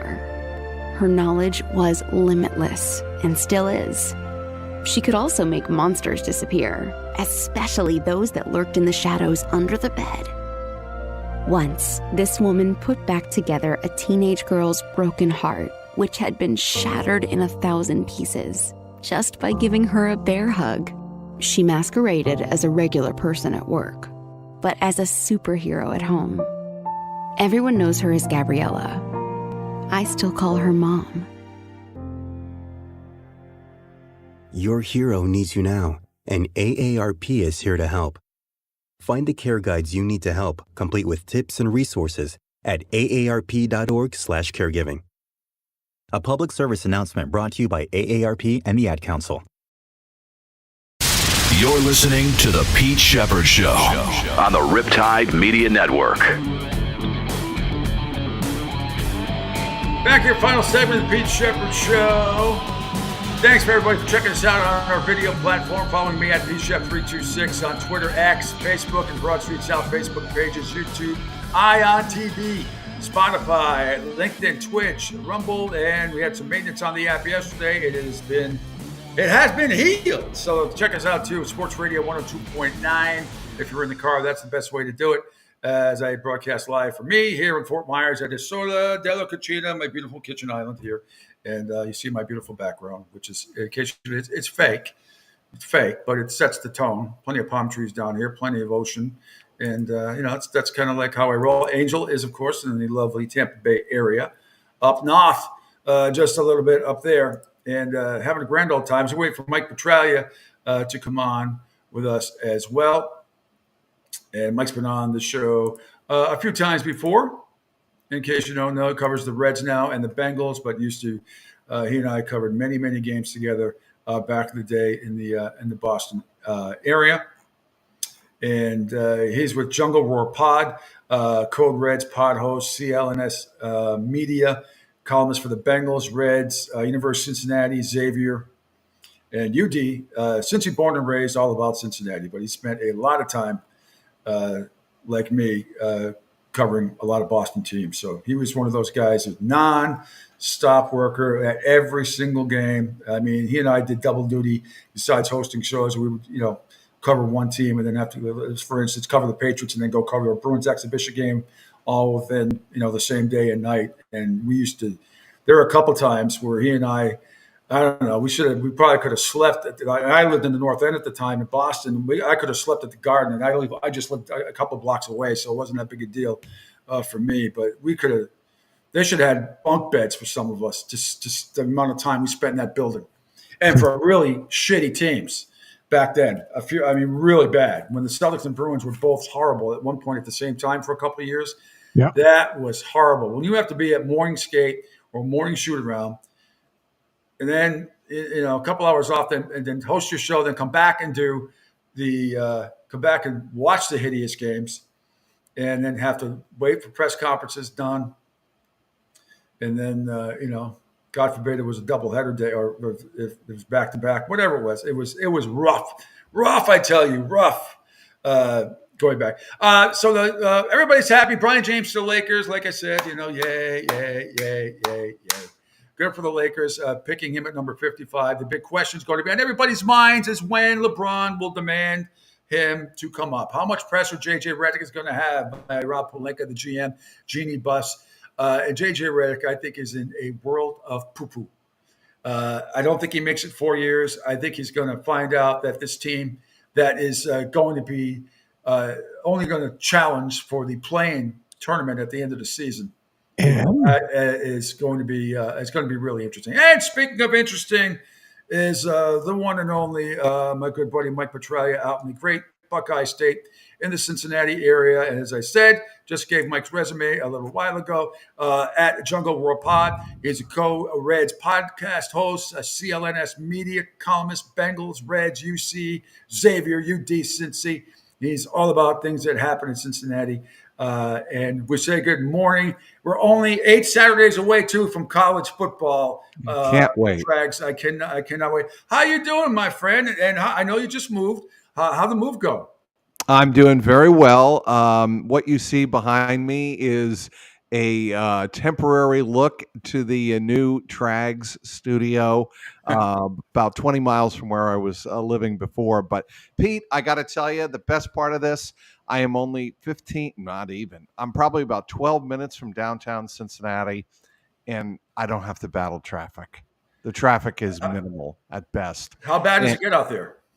I can get really bad on I-75 going right down. We have an I-75 here in Fort Myers. It's the same I-75, as a matter of fact, Peter. It is absolutely the same. I make a joke. I will tell you, having been in both locales, this I-75 is much more congested. So it mitigates that to a large extent, and I'm just very happy. And it's the neighborhood I grew up in. Oh, that's great. Well, I don't know. It gets pretty congested around here. You know, you've been to JetBlue before. I mean, I live off Dan. I live 2 miles from JetBlue now. But when you're coming, if you're coming from Naples south on I-75 on a game day from Bonita Beach all the way down can be backed up on game day, and a lot of other times in season from all the the nitwits that come down here and don't know how to drive. I don't know. I mean, I miss this. I miss this. I was telling everybody, I was reminiscing about how many games we used to have to cover at times, plus do radio shows. And, those days when we had to cover the Patriots and then go watch the Bruins exhibition and do all that stuff. I mean, and looking back on it, did we really need to do the Bruins exhibition? No, I just tell how bad it was. How about when we used to have to be there for morning skate and morning shoot around, do the radio show, come back at night, watch the hideous Celtics at the time, and the Rick Pitino Celtics and the Bruins, who were coached by Steve Casper back then. They were both horrible I miss at the those same days. time. Yeah. I miss those days, Pete. I don't. I don't. Anyway, so I mean, you're doing a great job. Here I am. My beloved Red Sox are half game here, half game there. They're hanging around. They took care of business with your Reds. You were supposed to be on it like a couple weeks, but anyway, I want to talk more about football and everything else. But let's talk about. But I want to talk about the Cincinnati Reds baseball team. You're around them every day or most of the time, anyway. And you had a couple of interesting posts recently. So just fill us in about the Reds. Give us the short story version of the Reds so far this year. And can they be a playoff team?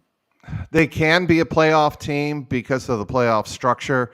All you have to do is look at the 2022 Phillies and the 2023 Diamondbacks for examples of that. The Reds coming into the season thought they were going to have a ton of talent, young talent, all developing together, all growing together, and they thought that this was the year. Add a few veterans here and there, like a Jamer Candelario, like a Brent Suter, like a Frankie Montas, and you have the mix for a playoff team. Get to the playoffs, and all bets are off. You've got as good a chance as any. But what happened was Matt McLain injured his left shoulder in spring training. Noel V. Marte, who came back and had 3 hits last night. Huge game for the Reds in the 11-4 win at St. Louis. Noel V. Marte was suspended, PED violation. Mm-hmm. That was a huge loss. They've now lost Christian Encarnacion Strand to a fractured wrist with ligament damage. That's requiring surgery. He'll be gone for 3 more months. So they've lost him for essentially the whole season. That was one of their foundation bats in the middle of the batting order. You take those 3 guys out and then throw on top of that TJ Friedl, their leadoff hitter, their very best leadoff hitter. Yeah. You're not going to be a competitive team, at least for the playoffs. And the Reds are trying to fight through the mentality of that. David Bell has done, in my estimation, one of his best jobs in the now 6 years he's been in Cincinnati. He's done a great job keeping everybody together, giving the team the time to try and gel into whatever they're going to be without those players. Certainly McLain and Christian Encarnacion Strand. The pitching's been good. Actually, I think, Pete, the pitching's been better than expected. Obviously, Nick Lodolo's on the DIL with a blister, but that's a minor. Abbott and Montas, they've been good. Hunter, except for all right. Now, riddle me this, my friend. Yeah, what's with the puking with Hunter Green? I don't know. Hunter Green doesn't know. He'd love to know so he could stop doing it. I mean, there's endless jokes there. But Hunter Green's had a all in the very first good inning, though, year. right, Mike? Trags. It all happens in the last two starts, right? One was against the Pirates. I forget who the other one was against the other night, but it all happens in the first inning. Is it that Bill Russell thing where Bill used to say he pukes before he's every game? It could be nerves. It could be tension. Because you're there. Maybe it's because you make him nervous. What's that? Maybe because you're there and you make him nervous. Yeah, I have that impact, Pete. You know that. But anyway, but that was a big puke. That was a big one the other night. That was worse than the second. The first one was all right. The second puke, that was like, I mean, that was like legendary. Probably. You know why that is? He probably ate too soon before his start. He said water buildup. He has something going on, and he's trying to get a grip on it. I mean, we laugh about this. I'm sure Hunter Green's like, what the hell's going on? Like, nobody else is doing this. Am I that nervous that I'm repressing everything? I don't know. I don't get the impression that he's nervous. I think what you hope is he doesn't have some type of viral bug that's causing this, right? Well, obviously, I don't want to see anybody. Well, Pete, that's the kind of guy you are. You'll laugh at anybody's. Misery. Usually. Some of the people I used to work with. Let me finish my point about. Oh yeah, please do. Before I rudely interrupted you, as I usually do.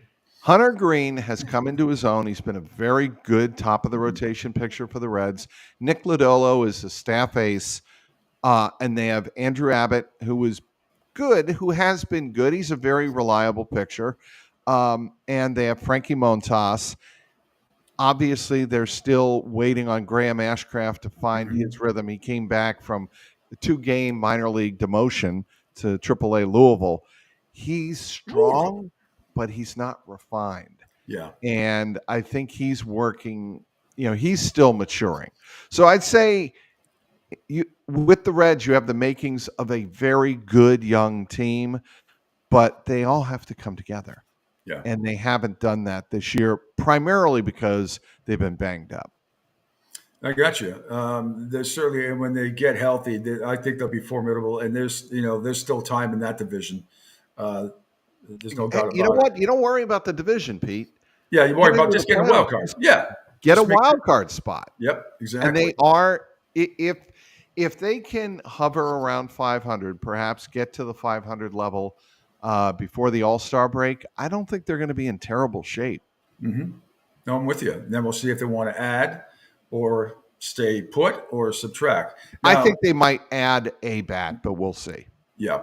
How about my beloved Lou Brock? All of a sudden, Red Sox. The Lou Brock Wills Red Sox. There's still bases at will. We just that's what we do. That's what we do as Red Sox. We just run. Here's the deal with the Red Sox. Pete. Here's the deal. They have, through Alex Cora, and I give Cora credit for this, because I covered the team this past weekend for Ian Brown because he didn't want to come to the miserable city of Cincinnati, apparently. Oh, well, Ian's been on a couple weeks ago. I gave him crap for that. Don't worry. Why didn't he want to come? I don't know. I think he had time with his family. So okay, all right, that's relax, acceptable. Pete. But That's anyway, acceptable. I don't want to see you get put out. With the Red Sox, they have embraced Alex Cora's athletic command throughout the organization. Let's get younger. Let's get athletic. And, the prototypical player that represents that more than anybody else is Jarren Duran. Yeah. And what he displayed both defensively and at the plate over the weekend is exactly what the Red Sox want to be. They want to have that dynamic player, top of the order, who can beat you in many different ways.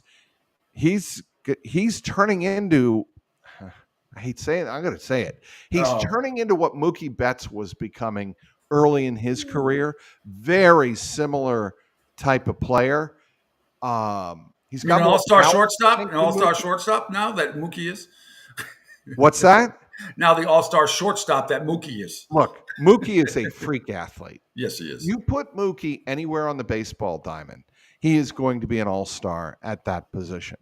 I mean, we all saw him play center field for the Red Sox and out in the outfield, right field for the Red Sox. And we saw him play center. We know he is a terrific outfielder. You put him at shortstop, and he came up in the minor leagues through the infield as second baseman, if I'm recalling correctly. You are correct. You are correct, sir. He came up as an infielder, and then I saw him make a couple of plays at short over the weekend in Cincinnati when he was in with the Dodgers, because I was covering the Dodgers for MLB. And I'm like, did I just see him like short hop a backhander and throw across his body and throw a bullet to first base? And I'm like, the guy's a freak. He's an athlete. He'll be great at anything he does. We know he's a great bowler. You know, we know all those stories.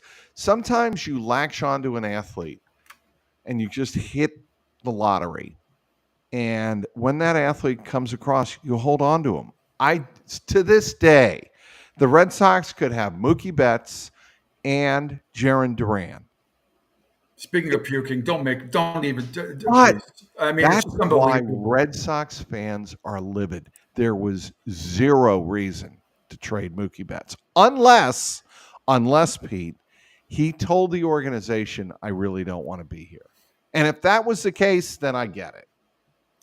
Well, I had Sean McAdam on. You know, Sean, I had him on a couple of days ago. And I thought maybe because there was a big the other night when Fenway, not just Fenway, but also in New York at Citi Field, after Fenway got destroyed by that monsoon, it got even worse up the street a little bit on 95, up to, down to the Mets-Yankee game.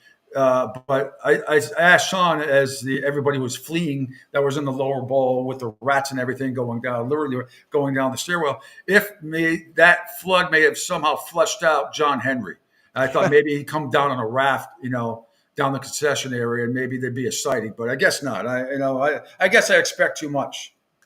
I didn't know the rains were that bad. I did not see the highlights. How bad was it? How bad? It was awful. And of course, I said, Sean, how long did they wait before the call? He was an hour and 44 minutes. I was like, oh, that's all. I said, now how long did it take before press people started bickering about they didn't call the game? He's like, about 4 minutes. But it was horrible at Fenway. It was horrible at Citi Field when the Yankees are getting spanked by the Mets, and all of a sudden they can't get out of their own way. All right, I want to switch gears to the NFL. And this is great for of course, this is a national show, but we have a lot of people listening around in Wyndham, and we have Ohio people as well. First game of the season, Bengals hosting the Patriots, 1:00 on CBS on September 8th. But before which I think is just funny. And I forgot about that, even though you're on today. It's certainly something. What have you seen? I want to just talk rookies real quick here with the Bengals, with Mims out of Georgia, Jenkins, Burton, those guys. Who's the other one? You had Jackson. What do you like about the Cincinnati Bengals team that you've seen so far through minicamp? Very young, and I think they have remade their defense. The whole mission, I think, of the off season was to do two things. Replace Tyler Boyd with a younger, more explosive player downfield. Jermaine Burton is that guy. He keeps his head on straight, and that's why a lot of teams passed on him, because they don't trust him. Coming out of Alabama, they think he could be a little bit flaky and unreliable. But the Bengals believe that they have in Joe Burrow and Jamar Chase and T. Higgins, they've got guys in that locker room that are going to get a hold of Jermaine, put him on the straight and narrow. And if he is a first round down the field talent. No question about that. That's why you saw Zach Taylor so excited on draft night, or the second draft night, Friday night, to get so excited about landing this guy. Because you put him in with now T. Higgins and Jamar Chase, you have three threats that can spread the field and make you defend every inch of the field. And with Joe Burrow, a guy that can command the defense and move them around the chessboard like Brady and Peyton Manning did, that's what you want. That's what Zach Taylor wants. In terms of the defense, they had to do a number of different things. First of all, they had to draft in the middle of the defensive line with DJ Reader injured, but he should be back early in the season. But he's gone to Detroit. They could not stop a nosebleed in the middle of the defensive line, and people were running all over them last year. They also want to increase the pass rush, get younger. So they were able to do that with Chris Jenkins out of Michigan, McKinley Jackson out of Texas A&M. They are high on those two guys. And I think McKinley Jackson's definitely more of a project. Then you take a look at the secondary and what they were able to do there in free agency. And that was bring back Von Bell, who was a clear leader a couple of years ago. Yeah. They're very fortunate to bring back Von Bell, signed Geno Stone out of Baltimore, and moved Dax Hill to the corner room with DJ Turner and Cam Taylor-Britt. And Von's a big fan favorite too, right? He's an Ohio State kid, if I'm not mistaken. Von Bell is a Ohio State guy, correct? Yeah. He is very much a fan favorite. But you now are starting to have the makings of that defense where it was 2 and 3 years ago, where it could be athletic, fly all over the field. Last year, they could not do that. Two things. They couldn't stop the run, and nobody trusted Dax Hill in the back of the secondary. And you felt bad for Dax because Dax is a very bright guy. Mm-hmm. He has excellent ball skills. He's got a terrific athletic ability, freakish almost. He's very fast, very quick. But he didn't command the secondary the way Von Bell and Jesse Bates did when they were there. And when that happens, you start to lose the confidence of the guys in front of you. Like, not that they don't believe in you. I'm not talking about that type of confidence, but the confidence that is everybody lined up where they're supposed to be? Does everybody know the leverages on this particular defensive call? That wasn't the case with Dax Hill back there. They moved Dax Hill to a spot where maybe there isn't as much put on his plate, and he can play more to his skill level instead of having to think about things. And when Mike Hilton, who's one of the best slot corners in football, I think he has been the best, most reliable slot corner in football. When he leaves after this season, which is a likelihood, they can slot, no pun intended, Dax Hill right into that position, and they're good to go for the next several years. So I think the defense is set up very, very well. I think this Bengal team, it's all about Joe Burrow's wrist. If Joe Burrow is good, not even great, if he's good and he can make all the throws that he truly needs to make, they're a Super Bowl caliber team. And a lot of times, and it's early before the preseason even starts and all that stuff, but I think your offensive line and a couple of guys that, first of all, when Alex Kappa is healthy, he's outstanding when he's healthy. And you got Ted Karras too, playing center. I mean, Kappa at right guard, Karras at center, used to play for the Patriots. And very good. I think those are two pretty good offensive linemen. Again, Kappa, I think is outstanding when he's healthy. That's a great point. And his first year in 2022, he was their best offensive lineman. Because he was great here in Tampa Bay when he was healthy. He is a very reliable guy in the middle of the offensive line. Cordell Volson is going into his, I believe, third season now. Not a lot of people talk about him, and he was expected to do a lot more pass protection than I think he was comfortable with in his rookie year, which is why he struggled a little bit. But he's a big man, and he's a very strong man. And he kind of reminds me a little bit of Logan Mankins. Okay. Yeah, a little bit in that. He's taller than Logan Mankins. He's like 6'5", right, or 6'6". Logan Mankins was not that tall, but he was a bull. But yes, an absolute bull. Yep. And then on the outside, you have Orlando Brown Jr. Again, it took him a little while to transition to the Bengals' way of blocking their stretch runs and whatnot. And it wasn't a great fit early on last year, but he started to mold into his own and really shape his game around what the Bengals expected of their exterior or perimeter offensive tackles, perimeter offensive linemen. So he looked better. Trent Brown is Trent Brown. He's a massive human being. They need him on the field. They need him to be reliable. He's had issues, obviously, with staying on the field. If he can stay on the field and Amarius Mims develops into what they believe he's going to be, they're in good shape. Trags, awesome stuff, man. Awesome stuff. And let me ask you something. Duke Tobin is technically your sort of de facto GM. And of course, for the Patriots, we have a de facto GM too, and Elliott Wolf. Which one do you think has more power? I'm going to say Duke Tobin. Yeah. I don't think, yes, I'm going to say Duke Tobin. I think Duke Tobin has fewer voices in the room, and he has ultimate command over the football decisions. Elliott Wolf, I mean, you probably stay connected with it more than I do, Pete, but I think the Patriots are still finding out everybody's role and what they're going to be moving forward. You know, they haven't even played a game yet. They haven't even had training camp yet. And I think they are trying to determine what's the attitude, what's the word I'm trying to what's the culture going to be? What's the culture? Yeah, culture. Most overused. But look, it is. But in this particular case, an incredibly important word because that's what the Patriots have to determine what they're going to be after Bill Belichick.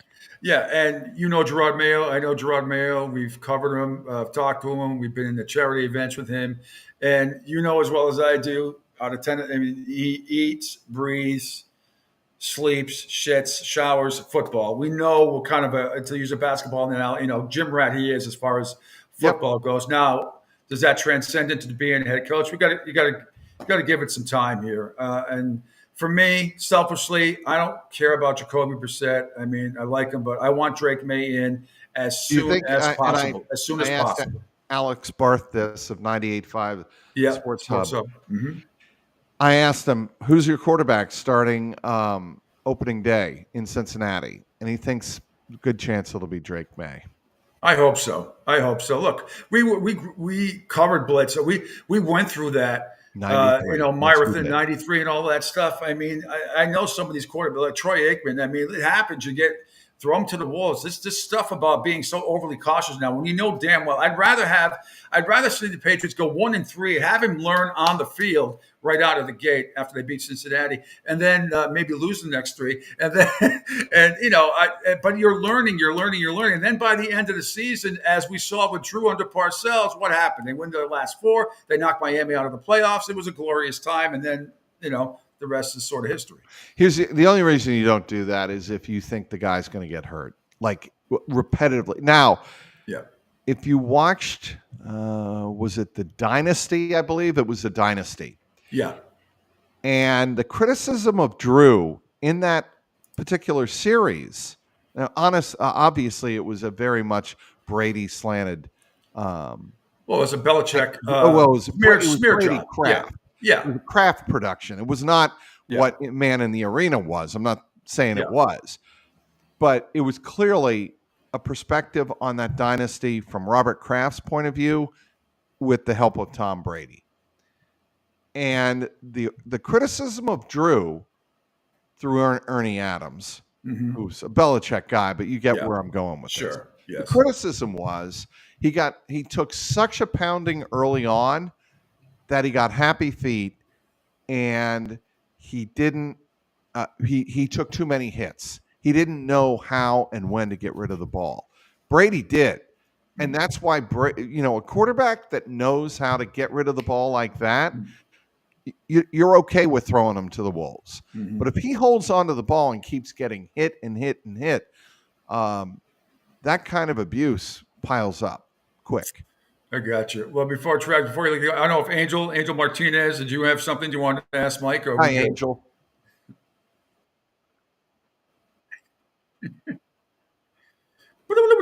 Yeah, no one else would hear or see me. Mike, thank you for joining the show. I do appreciate it. And it's good that you're now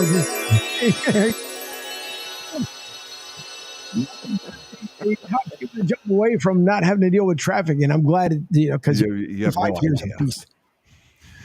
Yeah. All right. Track. Go ahead. Yeah, go ahead, Angel. So the one thing with Cincinnati, obviously with Joey Burrow, everybody's waiting to see what's going to happen when he comes back. His health. Is Joey Burrow, and I don't think I've heard this a lot from the media outlets elsewhere, I don't believe he's more injury prone, if that even makes sense, than what he is right now. I don't believe it, but could we finally see a full season of Joey Burrow being 100% healthy?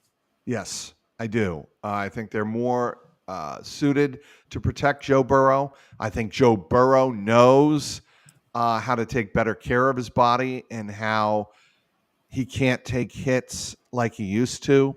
And when he does, it injures the team as a whole. And he's being paid, the $219 million contract extension. He's being paid whatever it is, $55 or $51 million AAV to stay on the field, to lead the team. You can't lead from the bench. And we saw that last year. Jake Browning was a fine backup. They have a reliable backup. Joe Burrow needs to be on the field. And I think he's learned that he can't take as many hits. And for that reason, I think you will see Joe Burrow play the entire year this year. We are assuming that his wrist, he's fighting through the soreness after major wrist surgery. But we saw him throw in OTAs and minicamp. In minicamp, he didn't go full bore, but he believes when training camp rolls around in late July, he'll be ready to go full bore. Trags, you're the man. Thanks so much. Let's do this again sooner rather than later. Congratulations on the move. I expect better decorative artifacts behind you the next time you speak. There will be. I promise that. Don't look like this. Don't look like my decorative artifact. But anyway, whatever makes you feel comfortable, because that is my biggest concern. I just want you to be comfortable. Thank you, Pete. Bye, Mike. Take All right, care. Angel. Anything you want to plug real quick for yourself? Oh, sure. Yeah. On Twitter, X, at Trags, TRAGS, CLNS Cincy with a Y.com. And on YouTube, it is at Jungle Roar Pod, youtube.com/at Jungle Roar Pod. And my other YouTube site is youtube.com at Cincinnati Sports Studio. That's all CLNS Cincinnati sports content. Great stuff, Mike. And Trags, we will talk to you soon. And thanks so much for joining me. Appreciate you. And let's talk right before training camp opens. We'll have a blast. Sounds good. Thanks All a right, lot. guys. Thanks, Mike. All right. Thanks, Pete. There it is. Thank you, Mike Petralia in Cincinnati. John Metaprello is going to join us on Monday. He says he didn't have a link today. Didn't save it. I didn't know that. But Trags was great. Hey, Angel, thank you for an outstanding week of stuff. And we will be back on Monday at 7 a.m. You will have your show, Martinez Company, from 10 a.m. until noon. And then Middays with Q with Rich Quinones coming up as well on Monday from noon to 2 p.m. So, my man. Gaston Guy says, great show, guys. Excellent guest and host as always. Thank you, Gaston Guy. I appreciate you. All right, my friend. I will text you later on today about some stuff for the show next week. But go rest and take care of the lady. Because she deserves it, and lovely and talented. I just want to hear her laugh because, again, she has the most infectious laugh that I know. It's fantastic.